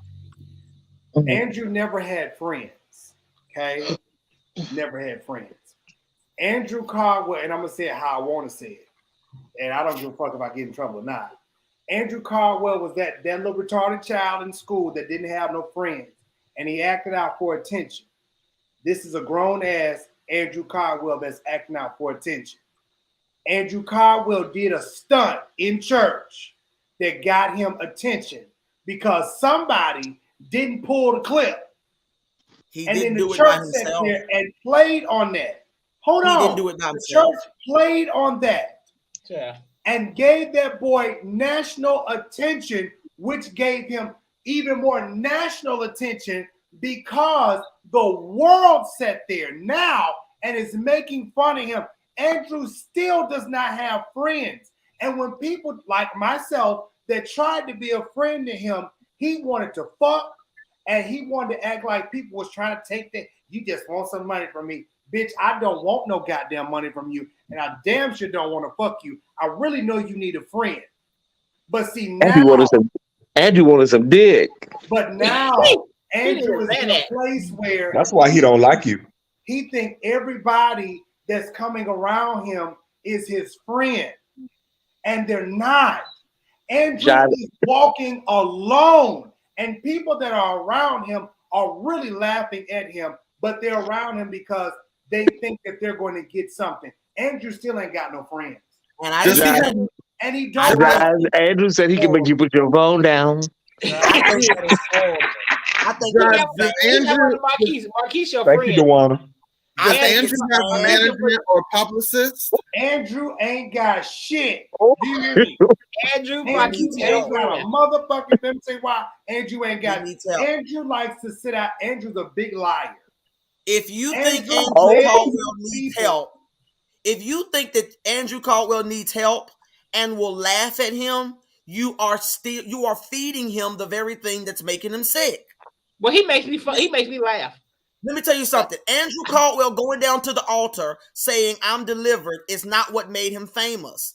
It was the people on the platform giving him money and publicity and the camera. That's what caused the problem. No. The problem was the show he put on. It wasn't the people, it was the show he put on. He had an audience. He had an audience. The person that needs the affirmation is gonna perform. Let me tell you the story. Picture it. Sicily. Baby, listen. Listen. Let me tell you how this happened. I'm gonna give you detail, play-by-play. See, we already in overtime right now. We gotta go. All right. First of all, what happened was Uncle Earl preached a message. It was a typical church message. That was horrible. But he derailed and he started talking about punks and faggots. And as soon as he started getting more and more amens, he started talking about, since you want to be a woman, God ought to let you have monthly menstrual cycle and bleed out the booty like a woman. Sure did. That was a problem. That was a problem. I was in creative. Andrew Caldwell comes down and says, Porter gives him the mic and says, God delivered me from homosexuals. First of all, they should have snatched the mic. Who says homosexuals? God delivered me from homosexuals. I'm not gonna wear no purses no more. First of all, listen. Women. This child had problems. What should have been done that night when Earl Carter preached that message and he said what he said, they should have snatched that live right then. Because if they had did that right then, we would not be talking about Earl Carter. Agree. Two, created the problem. You never even know of an Andrew Caldwell. Because that stunt would not have been seen live, and the church wouldn't be looking as stupider as it looks right now. I'm not gonna blame them. You not? It's him. I'm not gonna blame Church of God of Christ. He did that. Kyrie, think about it now. You must have been eating your But cake. they gave him the Look, mic, Kyrie. They gave him the mic. Andrew Caldwell does not have the mental aptitude to come up with a plan for anything. He couldn't have come up with that by himself. He didn't premeditate, ooh, I'm going to go down to the altar and profess to be delivered, and it's going to get me attention. That did not cross his mind. That boy was in an unstable... Pause. Look at all of these people that have gone viral. They were not expecting to go viral, but they went viral. Look at the one woman who says, what she said? She said, ain't nobody got time for that. It was ain't nobody got time for that. Look at the one girl who said it was raining, hailstorm, and boom, boom, boom, boom, boom, boom, boom, boom, boom, boom. All these black folks that get on the camera. Look at Antoine Dobson. Hide your kids, hide your wives. None of these people expected to go viral. I'm sorry, y'all. Andrew, what I saw that night, I hold Earl Carter and the Kojic Institution responsible for the Andrew Caldwell fiasco that we're dealing with today, because what I heard was it's 8 years later. Andrew Caldwell, I'm talking about the first thing. Andrew Caldwell was responding to a sermon that said his reality was sinful, disgusting, and that bad things needed to happen to him because it was his reality. I did the same thing. For a mentally unstable person, hearing Earl Carter from a national ministry platform say, God don't like you, you got something wrong with you, he wanted to be fixed. I did the same thing. I did the same thing on the south side of Chicago.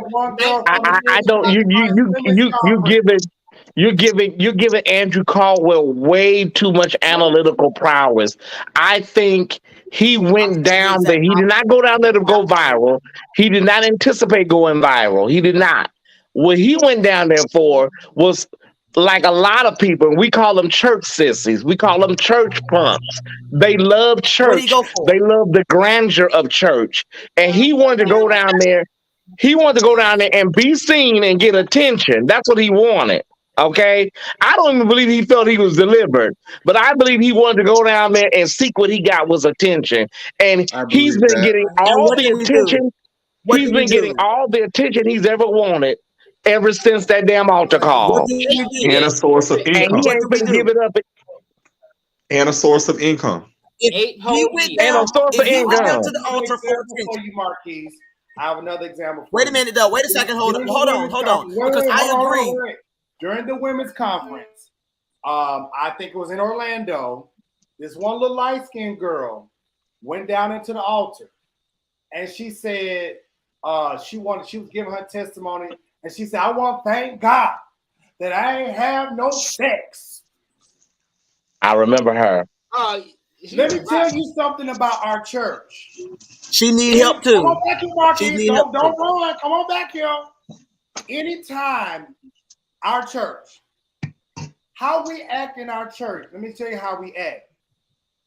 What is taught to us is when you get that microphone, you got one shot. When you get that microphone, this is your moment. It's your moment.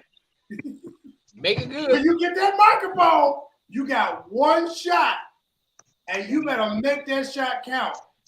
Sometime when them folks get that microphone, that plane does not land, and that becomes a viral moment. So Marquise, but you're saying you said she need help too. The woman that Jazz talking about, she ain't in nobody's inbox trying to get on a reality TV show. And she's also not as viral as Andrew Caldwell is. Exactly my point. This is my point. But she didn't become, but she has that video still going around, and she becomes. She's viral. She's viral. Somebody asked you, Marquise. Somebody said, "Would you go on Andrew Caldwell's show?" Yeah. If I thought for 1 second that my presence on his show would help him, if I thought that my presence would help him, bye guys. Good night, Ashley. Love you. My thing is this: if I thought that me being on his show would help him, I would consider going. But I don't see how my presence is going to help Andrew Caldwell. So therefore, I don't have a desire to be on his Well, show. you need to have him. You need to have him on next Monday night for your debut show. Well, we'll talk about that. But to your point, No. Let's not talk about it. Let's bring him on because you out here. You want to help him. You want to help him. Bring him on. I really do. Andrew charges $1,500 for an appearance. Andrew Caldwell, listen, Andrew Caldwell does not need help on a public platform. He needs private help. He needs somebody to take him. That's what he wants. Private help. He needs He's a private dancer. Okay. All right. Can we respectfully agree to disagree? Yeah. Marquise is not gonna land. Marquise is somewhere over the Bermuda Triangle right now. Over the rainbow. I am concerned about the well-being of one of God's creations. That Marquise, just say Mayday, Mayday. I'm fine. I just think that if somebody wants attention and attention is going to kill them and assassinate them, you don't give it to them. We gave it to Andrew Caldwell and trying to figure out why he's like he is 8 years later. It's a hot train wreck. We love train wrecks. That's why we love reality shows like Love and Hip Hop Atlanta. We created Andrew Caldwell. It's a hot shitty mess, and we love it. No, baby, we didn't create Andrew Caldwell. We can't take the credit for that. Andrew created that. And I think, and I'm sorry. I think the Church of God in Christ did a piss poor job at shutting all this shit down because it didn't even have to take off. They should have really been more forceful. Bishop Blake, he wasn't even sick at the time. He really could have been more forceful with letting the people know this is not representative of our church or our brand. Exactly, and that's what I'm saying. But see, when you've let the closeted yet obvious gay people parade in your church for so long without having to be honest, you can't just all of a sudden wake up one day and be like, y'all need to get delivered. You can't do that. Earl Carter's being able to preach that created the problem. It didn't create it; it perpetuated the problem. We shouldn't have given Jussie. Excuse me. It must be. Get your man off your mind. I know it's late. We're going over, but it'll be all right. You don't give Andrew attention if attention is going to kill him. You just don't do it. Well, I think he just need to take his Xanax, take his pills. I just think he don't take his pills, so I think he need to take his meds. And but mental illness, according to her, mental illness runs in their family. His mama's mental ill. His siblings. They all need to take their meds. That sounds like inbreeding. No shame. First of all, they're first his mom and daddy are first cousins. And that is right. For real? Are you for real? Yeah. Yes. That's even more so. That's even more. That's a real fuck me, Ray J. That's even more so. That's some country in the woods. So wait, Jack. So all of his siblings are his brother cousins. Oh Lord! Brother, sister, cousins. Okay. Yes. I don't know. Oh wow! It ain't even that baby fault. That ain't. Okay. He wrote a book, and the book had all type of. Because he had no help. He had nobody in his life to say, Andrew, this is a mess. Let me help you. No. Hold on. Now, what we're not gonna do is give the cripple a gun to shoot you with. The boy has case charges of insurance fraud. Whole mug shots. So down in Memphis. He ain't that dumb. He know what he doing. I don't know what Marquise wants from us. What do you want from us, Marquise? This plane. Marquise is trying to be funny. We thank God for everybody on tonight. Well, he said he helped Jussie, so he want to help Andrew. You keep out here brown nosing Andrew gonna want some dick. Andrew need a yalla. That his money's gonna be fixing my life. Andrew need a yalla. You just advocating for Andrew. Andrew gonna want some dick in a minute, Marquise. I'm not advocating for Andrew. I'm advocating for not giving people a gun to shoot themselves with. That's what I'm saying. Baby, but Jav just explained it all. Okay, his mother and daddy are first cousins. That's it. Okay. But somebody is helping him because I'm pretty sure he probably got an LLC. He probably got something because this stuff is probably not in his name because a judgment can follow you past state lines. So I get it. Well, people have everything ain't his fault. I'll say that everything ain't his fault. No, it's not. My soul loves money. There are people surrounding Andrew that's making money off Andrew. Yeah. Andrew Caldwell is a cash cow for somebody. And they're milking that cow. And they're pushing him.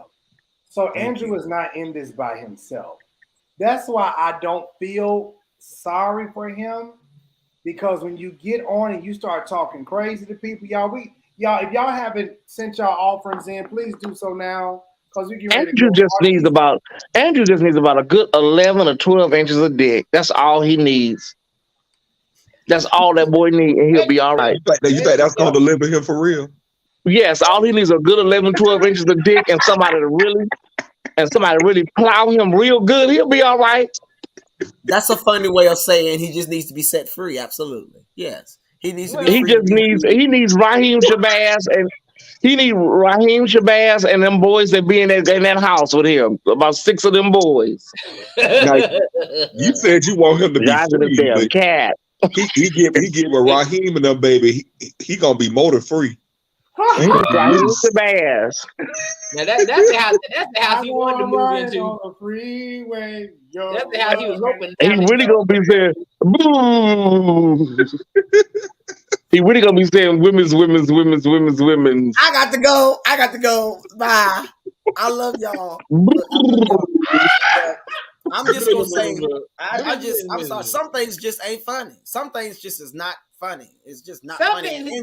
But Marquise, he is having a great time, Marquise, with this. I don't think he is. Yes, he is. I think he thinks he's taking it all the way to the bank. Baby, and he is making money. Marquise, the jokes write themselves. It doesn't. Okay. Trust and believe he is capitalizing. He making money. Hell yeah. Not as much as he's saying he is, but he's making some money. Yeah. He getting whoever getting the cut is probably taking the majority of his money, but yeah, he making something. Yeah. Look at Marquise. The doors of the church. The doors of the church are open. Y'all hit the offering basket. Make sure y'all hit the offering basket on your way out. Support the Kings. Support everybody. Ashley got his envelope per usual and hit it. Everybody. Ashley gets his envelope and hit it, honey. You don't really wait around. Also, make sure that you go to youtube.com/AMarquiseH and subscribe because Monday nights we're gonna have saturated conversations. Oh, it's not this Monday. This coming Monday. Yes, saturated conversations. Calling responsive mornings. It will not be live on Facebook. It will be on YouTube only. Calling responsive mornings. Marquise, Marquise, you are awesome. We are gonna have a great time. Marquise, because he done drank the Kool-Aid of Andrew Caldwell. Okay. Calling responsive because you said you was gonna do something and you did it. Caldwell, not me. Y'all drink the Kool-Aid. I'm saturated. I said, Marquise, I'm. You know what? You said a couple weeks ago you was gonna do this, and look how you don't move. Y'all are an inspiration. I'm gonna tell you something. Thank you. My opinion is so unpopular because it is largely unspoken. Well, no, my opinion is unpopular. Oh, that's what you. Don't you think? My opinion is unpopular. Yeah, I see. I ain't gonna say nothing, but I guess one of the regular members didn't come tonight because I made him so mad last week. 2 weeks ago. That y'all say you was hateful. Baby, and I laughed. That y'all say you was hateful, Kyrie. It's the same thing as my Cash App. My YouTube, Facebook, Instagram, all of that is the same as my Cash App. So just take off the $sign. Who are you talking about, Kyrie? I'll tell you when we shut the curtain. But But I want to know, Darius, I want to know this because now they have the refugees from Ukraine coming and people open up their houses. Is he gonna open up his doors to the Ukrainians? Ooh. Talk about who we talking about? Yeah, the person that said I'm hateful. Hell no. I said how the Ukrainians is treating the Africans. Let me say this. It's kind of it's kind of fucked up how them Haitians was treated compared to the way these damn Ukrainians are being treated down here. They got sandwiches with they got ham and cheese sandwiches and juice and shit. I'm like, wow. And people is opening up their homes to them, letting them stay Did there. you see how they treated them Haitians? Baby, with horses and whips. Like we back in everybody to submit. I need everybody to submit $5 for the Jussie Smollett stay released fund. I wish I would. And also $5 for the legal need some help.